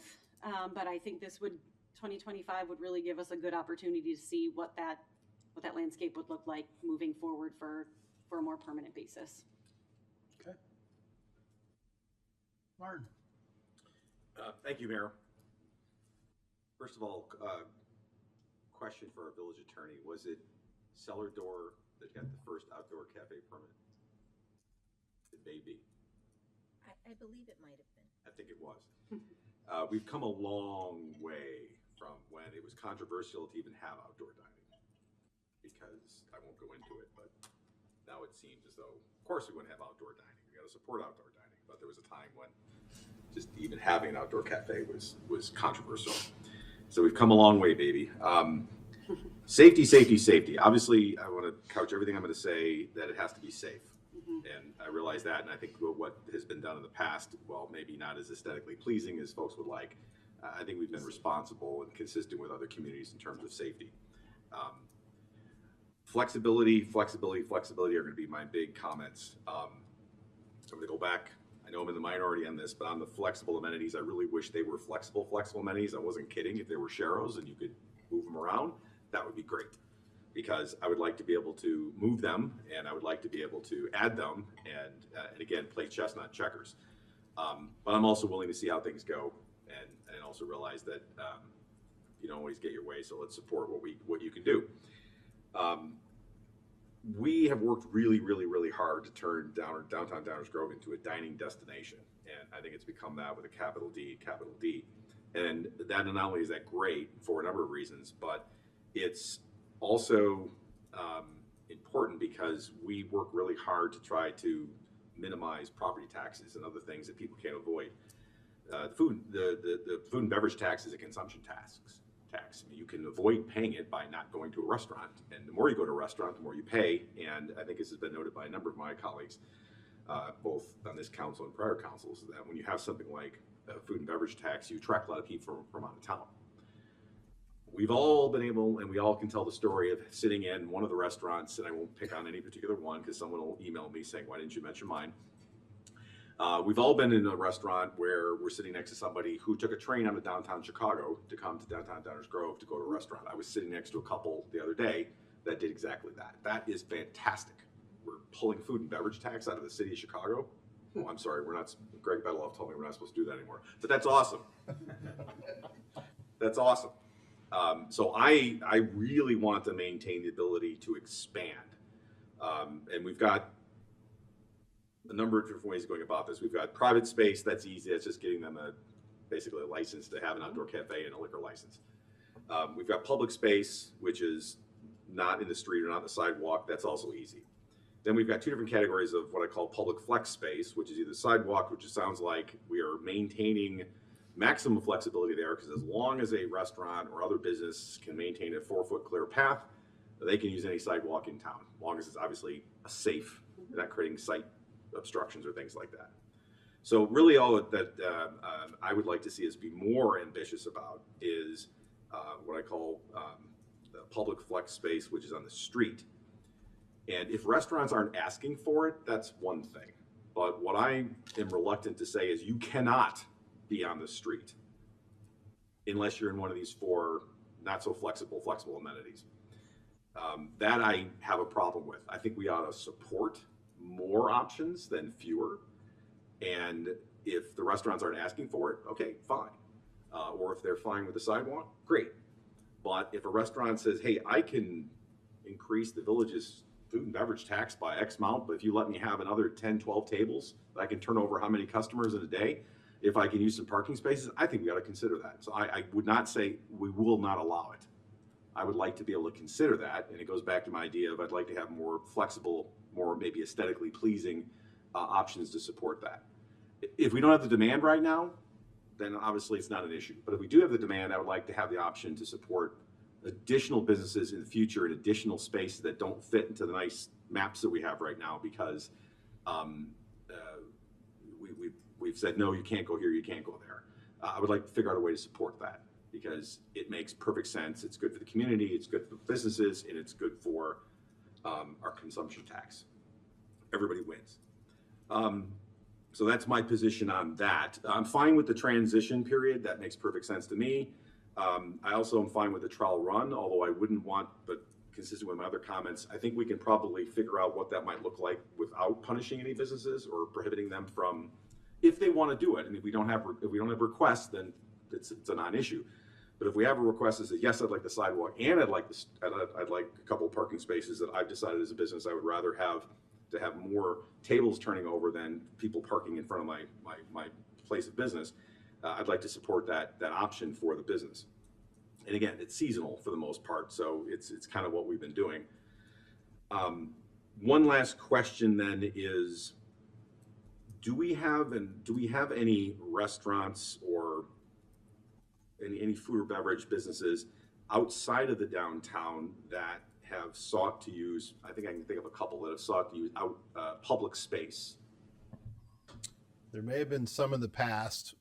We'll double check on that. We are since we prepared only for a downtown outdoor dining discussion, we'll just have to do some research for you in there. Sure. Well, and that's why I asked, because I want to understand the policy more broadly. Is I also, not surprisingly, would like to continue to support requests for businesses that are not in the downtown that serve food and beverages for expanding their summer dining spaces, or whatever you want to call it, for the same reasons. And again, safety first, absolutely, but I would not want to say, no, you can no longer do that. I know we're just talking about the downtown. We'll get back to you. But this is a broader policy than the downtown. Thank you, Mayor. Thank you. Greg? Thank you, Mayor. With regard to the staff proposal, I would much prefer to keep the outdoor dining for 2025 the way it has been in the past. And I share the idea of 2026 and beyond being limited to the flexible amenity spaces. I don't think we should necessarily take up any additional parking spaces. Part of the idea is enhancing safety. Part of the idea is enhancing the aesthetic of the downtown. And I think the use of the concrete barriers and kind of the banners over top, it was fine as far as it went, but it was time to look at something more permanent. And that's why I like the flexible amenity spaces. I'm open to the idea of additional ones in the future, but I think I'd like to see the actual experience with the ones we're about to construct before we make a determination on, well, yes, let's go ahead and build some more. If the idea is additional flexible amenity spaces that are like, I don't know, flexible squared or something that Martin might be kind of inching toward. If the idea is a parklet, I have no interest. In my mind, they flunk both the aesthetic test and the safety test. Maybe I practice with too many personal injury lawyers, but I can't think about one of those things without thinking that it's just less safe, less sturdy. Seams involved between the curb and the parklet itself. It just screams liability to me. The idea of the trial run for 2026 is interesting, but I dislike it on the merits and also because of one of the ideas behind it. The downtown business owners, I think, have been operating under the current policy. They've been expecting it. And I think that we should probably, now that we're into 2025, give them a bit of certainty. Businesses tend to crave certainty. And they'll have a fair amount of lead time to plan for 2026, knowing what the flexible amenity spaces will be. And in addition to that, if the idea is that we want to give it a trial run and then make the decision later, I'm absolutely against that. I think we need to make a determination so that folks can plan, but also because we need to plan. We need to design the areas, we need to bid the areas, and all of that takes time. So if we're going to figure out what the construction schedule is going to look like so that people can rely on it, I think the planning on that has to start now. And that means making a decision sooner rather than later. So I'm in favor of the staff proposal.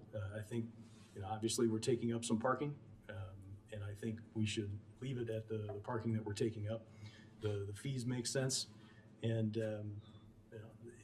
I think continuing the 2024 outdoor dining program in 2025 for one last run makes a lot of sense. Thank you. Thank you. Anyone else? Chris? Go ahead, Danny, Danny. go ahead. You got I was it. just going to follow up on something Yeah, that yeah. Go ahead. Greg had said, and I appreciate your comments about looking at it in the future, and you too, Leslie. But you also said that you wanted to continue it as it was in the past, and like, as I'm looking at the map, Wasabi has their outdoor dining here that they're gonna be losing. And then next door, the proposed 1126 has a shade structure there. So if we were to consider something in the future, we're gonna have to take something out.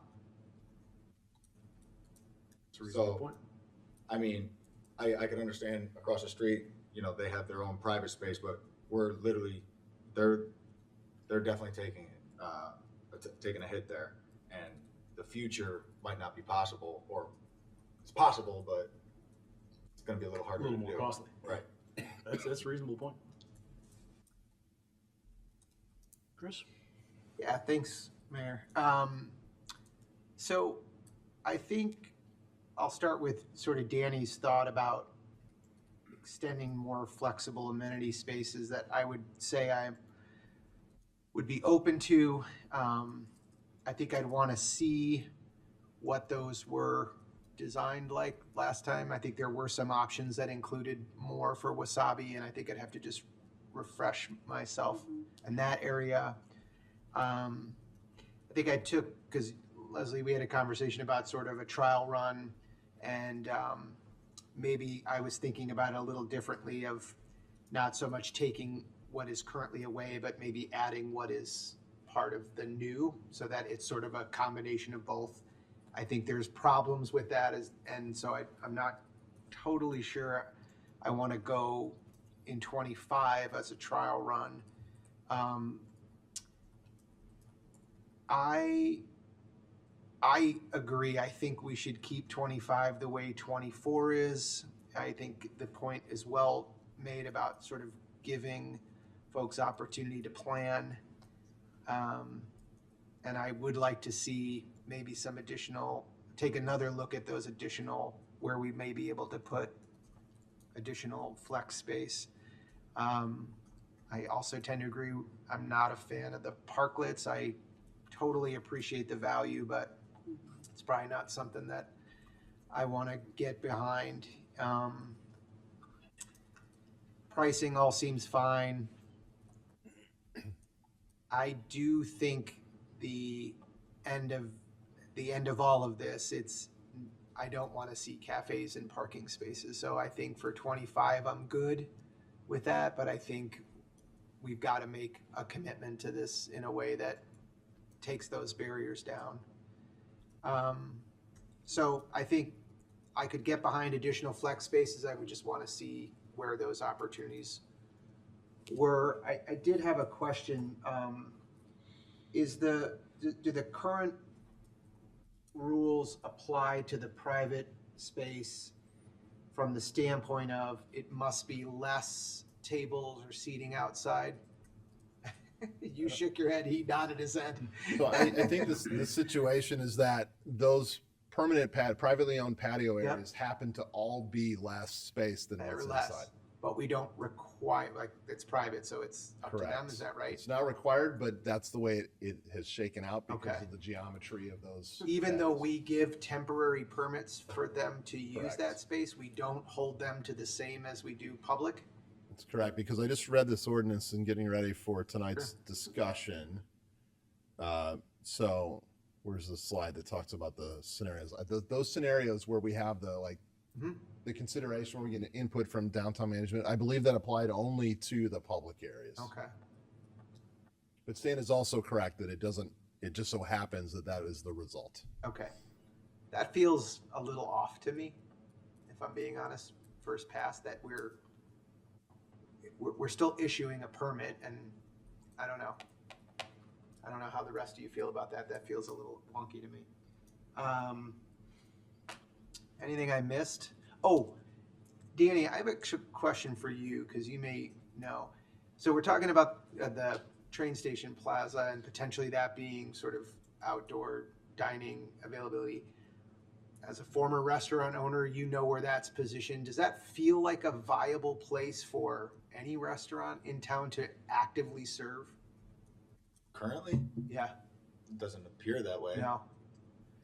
Like I know in Wheaton, right, they've got that street they block off and restaurants sort of march people down the street. And I just well, sorry, not currently, but if it was set up for dining and tables and things like that, I guess I'm just maybe leaning on your experience. Would that be something that restaurants nearby would work to service, like as a viable option as opposed to right outside their door? Well, they'd have to cross the street. Yeah. Right. I don't Yeah. think that would work. Yeah. But I would point to Hinsdale and say they have a pretty cool train station set up. Okay. That Okay. might use it. Okay, cool. Yeah, thank you. But nobody's crossing a signalized Yeah, traffic lane. fair enough. That even Right, on roller yeah. skates. Well, but I'm thinking about the train station. I mean, I would hope that there might be an opportunity for a more permanent, cafe type establishment there. And we've seen folks in the past that have sold coffee and baked goods and that sort of thing here and there in the train station during rush hour times. But if it turns into more of a plaza type area, I think Yeah. there's a real opportunity there to expand it. At least I hope there would be. Yeah. Get something else? Unless there's something I missed in terms of things you need feedback on. Cool. A couple comments, maybe? Mayor? Jump in. Thanks. So I like the proposal. Some concern about the timing of the work going forward. I don't want to be sitting here again next year talking about whether or not we're going to consider some temporary on-street cafe stuff in 2026 downtown, because we still don't have certain things built and put in place. So I want to be real clear that I agree that, look, there's business models, there's expectations, there's, in fairness, seems to make sense to me to continue with the program now that we're, almost halfway through February, that plans are already being made, and so to allow it to continue in 2025 makes some sense. The idea of, is an intriguing idea, Leslie, honestly, about using this as an opportunity to maybe kind of see how things might work. But I think that we probably should have talked about that sooner, honestly, in terms of it being a feasible sort of idea to act on right now. The fees, I want to be sure that our costs are covered here. So I understand that we've had a plus or minus 3% increase annually, but we've been doing this long enough that we should have some idea of what this is really costing the village. And I want to make darn sure that our costs are covered on this. So we did some math on that, Commissioner. So Oh, you did give me a heads up that was coming. I appreciate I did, that. I And just so- didn't want to put you on the spot. Right. So I'm on the spot here. I'm flipping for my notes here. So, so we did do some math and double checked. We put about 200 to 220 staff hours in, both on the administrative side and reviewing all the applications and processing them, and then setting up and taking down all the barricades. We get about, and last year we had $18,600 in fees for that. And so that when you back those numbers out and do the math, that's about $88 an hour per average staff time. And when you look at a fully loaded cost, it's a variety of different staff people at a variety of different pay rates. But I ran that past our finance director, and that's pretty close to what a charge out rate would be given the mix of folks who work on it. So we're confident that the fees are a really good approximation of covering staff time right now. Well, so just to understand that, so that's great to hear. Thank you for that. But also understand that that's 200 to 225 hours that were not spent doing other things that could have been spent doing, right?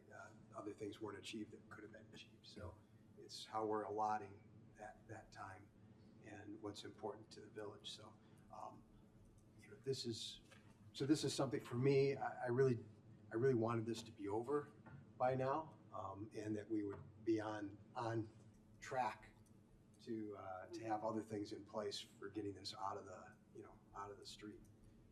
And I'm glad that we now are, but so I will support the idea of it continuing for this summer one more time, and that'll be the end for me. I'm a no to parklets. It's time to either do it or don't do it. And I appreciate the flexibility idea, the concept behind them. But in actual practice, I don't think that it's really doing what we want. Whereas I think the plan with the flexible amenity areas and such really does. The idea of having more flexible amenity areas, I would not support that at this time. I would really want to see the results of what's in front of us, how that plays out, and then kind of revisit this, let a future council revisit this in terms of whether or not more should be done. And then lastly, thinking about parking too, I think that I'd like to see some data. We've had some conversation about summer, and now I'm a little off track, but summer versus winter. I know the EDC has a tool to collect that sort of data and how many visits happen in the downtown area, summer versus winter. And I think that data could be useful to us as we move forward, planning for how to take care of the parking, because as much as has been said by some that we're not paying attention to that, we don't understand the impact of it, and we need more, not less. We have discussed, and I know we will discuss, the idea that we do have parking in the area downtown. There's parking there, and first course of business should be how can we make better use of that parking than we currently make. So I know I'm repeating myself from past comments, but public keeps coming forward with similar comments each time, and so I'm going to keep responding in this way.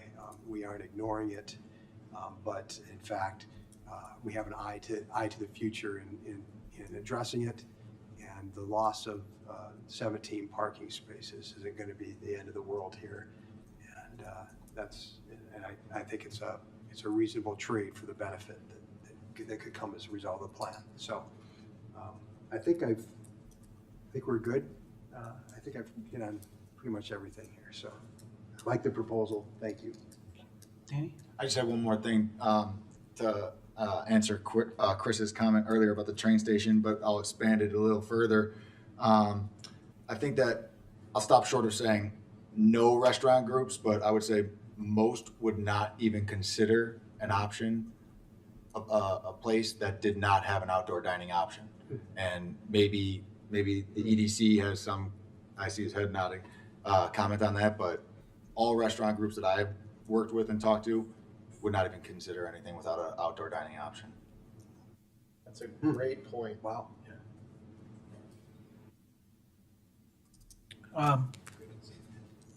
So the proposal itself, I think I'm generally supportive of. I do think I agree with that. What I think is sounding like a majority of my colleagues, that we should continue 25 the same way as 24 in terms of the use of dining in parking spaces.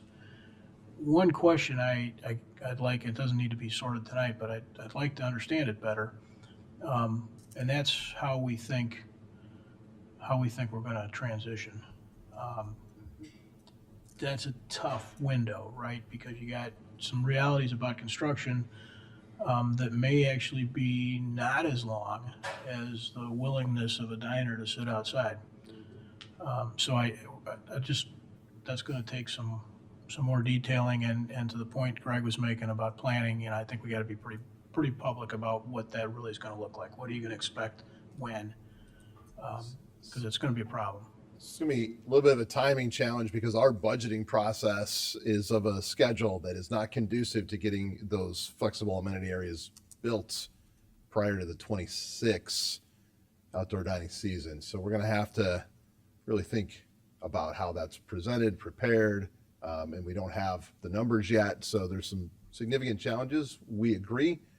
That's the goal, and the intent is to try to figure out how to get these amenity areas built in a way that's done quickly with the least amount of disruption to the outdoor dining, but more to come on that. I'm pretty sure everybody's going to be real disappointed if we're talking about this again. Understood. this additional flexibility, or flexible spaces, flexible amenity spaces, I'm all supportive of that. I think it's, whether Danny's data is exactly right, the spaces, the whole point of them being flexible amenity spaces is that they are just that. So if they're not used, they're available to us. But we do know dining is a big deal. It's an important part of what, and we're not alone in that. I mean, it's, we like to give ourselves pats on the back, which are well deserved, but this is not a phenomenon specific to Downers Grove or even a western suburb. So the idea that we would be trying to make sure we maximize the available space for those kinds of activities, I think is something we should be doing. I'm at the point where I feel like we need to move, kind of get off the dime here, so I'm okay with going forward. But if there was any interest from a majority of my colleagues to, between now and when we pull the trigger on putting bids out, adding spaces, I'm all in. I think that would be well-used space. That's not really probably the moment for the moment, but I kind of agree. I think I'm hearing a couple, 2, 3.5 maybe colleagues feeling similarly. So we're running out of moments here as we try to get these plans done. So I'm just going to ask again, the staff notes I have so far, the idea that Commissioner Glover put forward is don't go with 4, go with more than 4. Danny, Chris, Bob. I think that's it. But any more? Because we are going to run into some significant time challenges I'm offering. Well, how did? Yeah, we're we kind decide? of, we're, I think what you'd be saying, guys, is a little bit, I don't want to try and speak for staff or for that matter, our architects, but I think what you'd be saying is you're willing to let those folks pick those spaces and how big they are and where they are. I mean, it's just down to that. You either feel like you can live with that or not. We're out of time to be thinking, well, let's get another 2, 3 proposals passed You ourselves. mean letting staff pick that? Yeah, and our architect. You said people, I just wanted to make sure. Sorry. yeah, I mean, that's where it would have to be, We're right? not sure staff would be comfortable making that scale of a decision, so we'd probably bring that one back as quickly as possible, would be my point.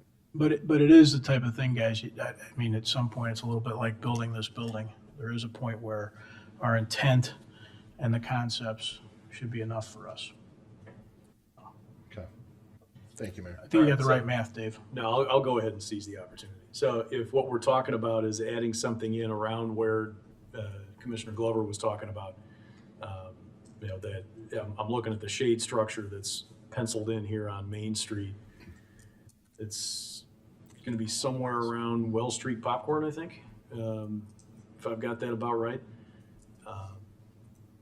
If we were talking about adding in another flexible spot there, something like that, I'd get on board with that.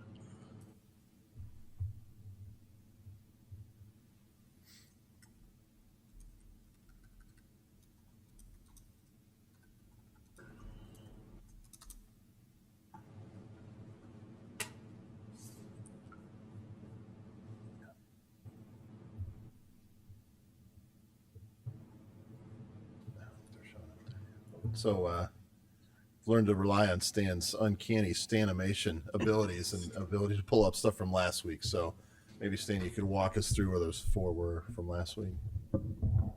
Yes. So I think the 4 flexible amenity areas, one was up here. I think everybody can see that laser pointer there. So this is the Orange and Brew. To Commissioner Sadowski Fugits, it's here currently. It was going to move over here. Amenity space here on Curtis, Main and Burlington. Curtis and Main Street. And then down here on the Main Street and Main and Maple down there were the 4 areas. And then I think the area that the commissioners were talking about tonight was this area in this location. I believe you can sort of see here in the aerial, this is where Wasabi's barrier currently is. And then this is where the shade structure is proposed in concept.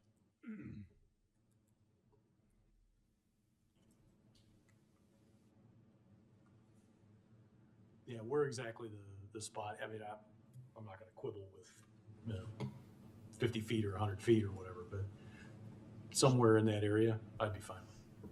Somewhere in that block. Yeah.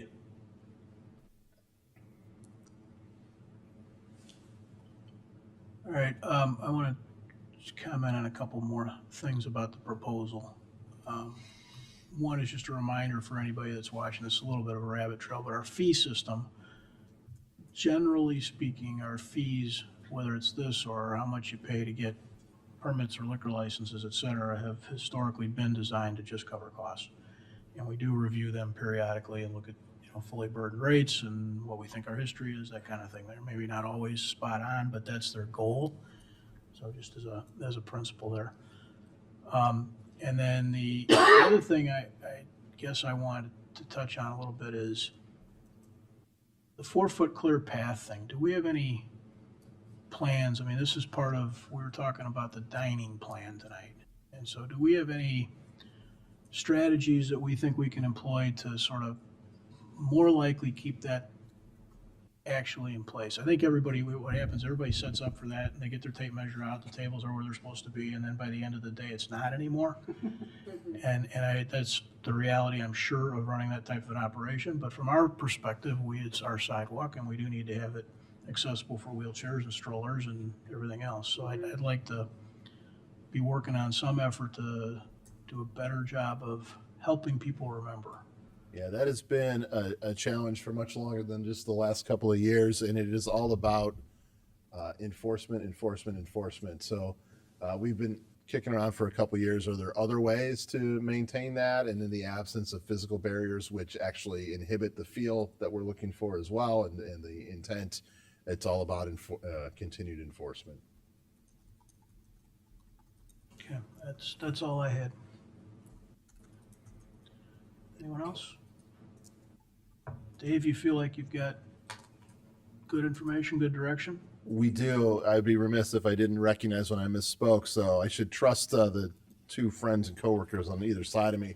That regulation, Commissioner Gilmartin, that you talked about is in fact in the general part of it, not just in the public. So I misspoke earlier, and thanks for staying in to make sure I got that on the record correctly. So Does apply to. yes. Thank you. Thank you, Enza, staying on that. I think we have the direction we need, and I think that ends our manager's report tonight, Mayor.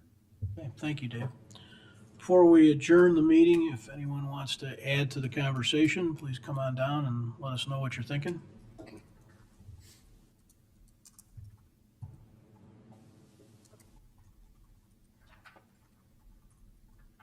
Okay, my name is Clorna Greco. I've been in Downers Grove in business for 39 years.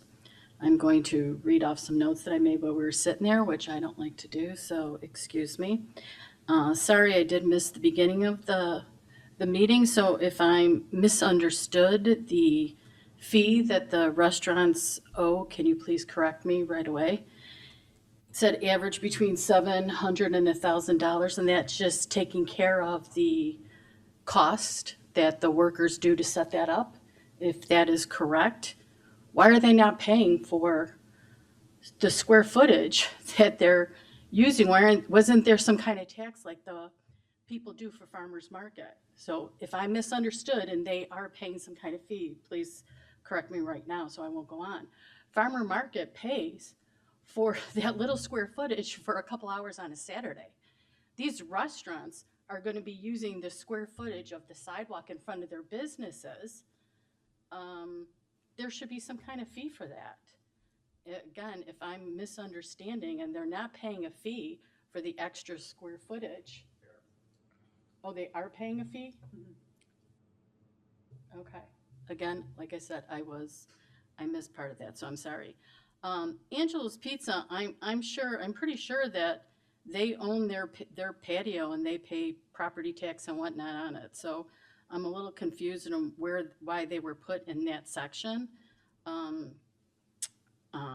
that. The dry run, Leslie, I do appreciate that because I really do think that people will see what it's going to be like in the wintertime and everything else. And I think if you did have a dry run, you could see that maybe putting moving this over towards the library parking a little bit more, where you're going to have some obstacles with people going in and out of that parking area, we might find, okay, that is going to be an issue. It's going to be a blind spot for somebody. Somebody's going to have because there's poles on the sunshade. And, you know, there's a lot of kids and whatnot that go over to the library. And I really think like a dry run would be good before you invested that money and then go, okay, we're going to have to move it this way or turn it this way, or maybe we are going to have to bring it closer to over to Pete's Coffee. You know, you did bring up, Mayor, that, you know, the same issue you had going on with this building. It took a long time. I mean, I know everybody's saying they don't want to be here next year talking about it.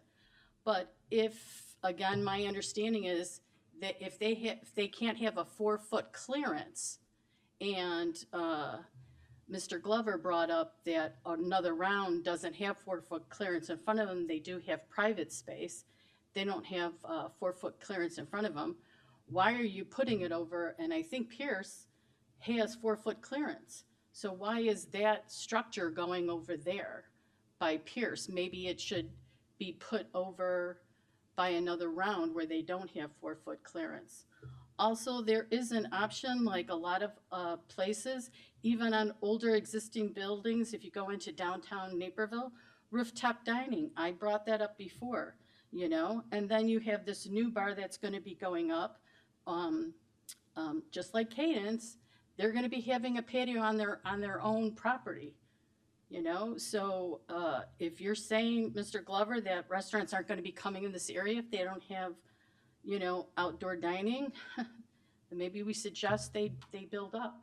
There's other alternatives. I really see, you know, I mean, what's going to happen is going to happen, but I think you're putting all your eggs in one basket, and we're going to have an issue down the road, and I hope not, but we're going to have an issue down the road where people are, you know what, listen, I'm going to go up to Oak Brook, I'm going to go up to Yorktown, you're going to do development over up on 75th.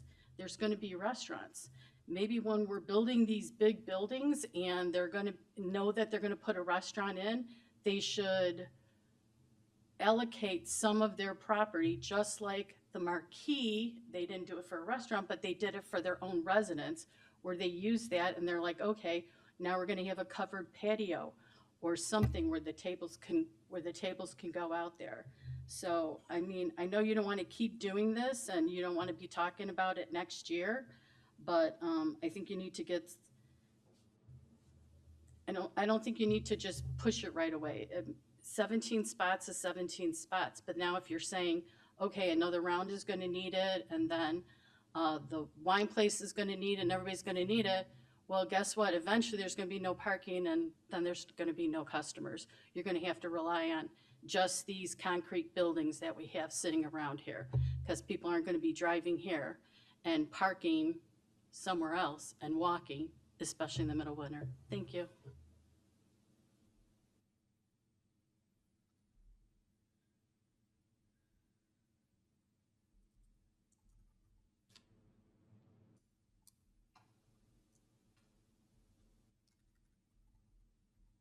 I think there are losers in this. It isn't win-win everybody.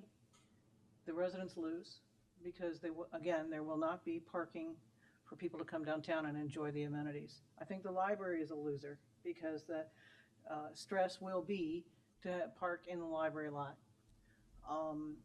The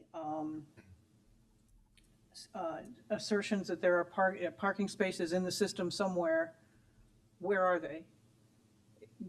Inconvenient parking is as bad as no parking because people will not slog through the snow to get to a restaurant or to a business after at some point. It isn't worth the effort, and it will be a net negative over time, is my prediction. So I think you are short-sighted.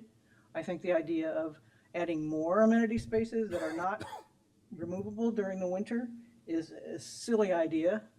You might as well, I'm going to say it because the plan, take out all the parking spaces.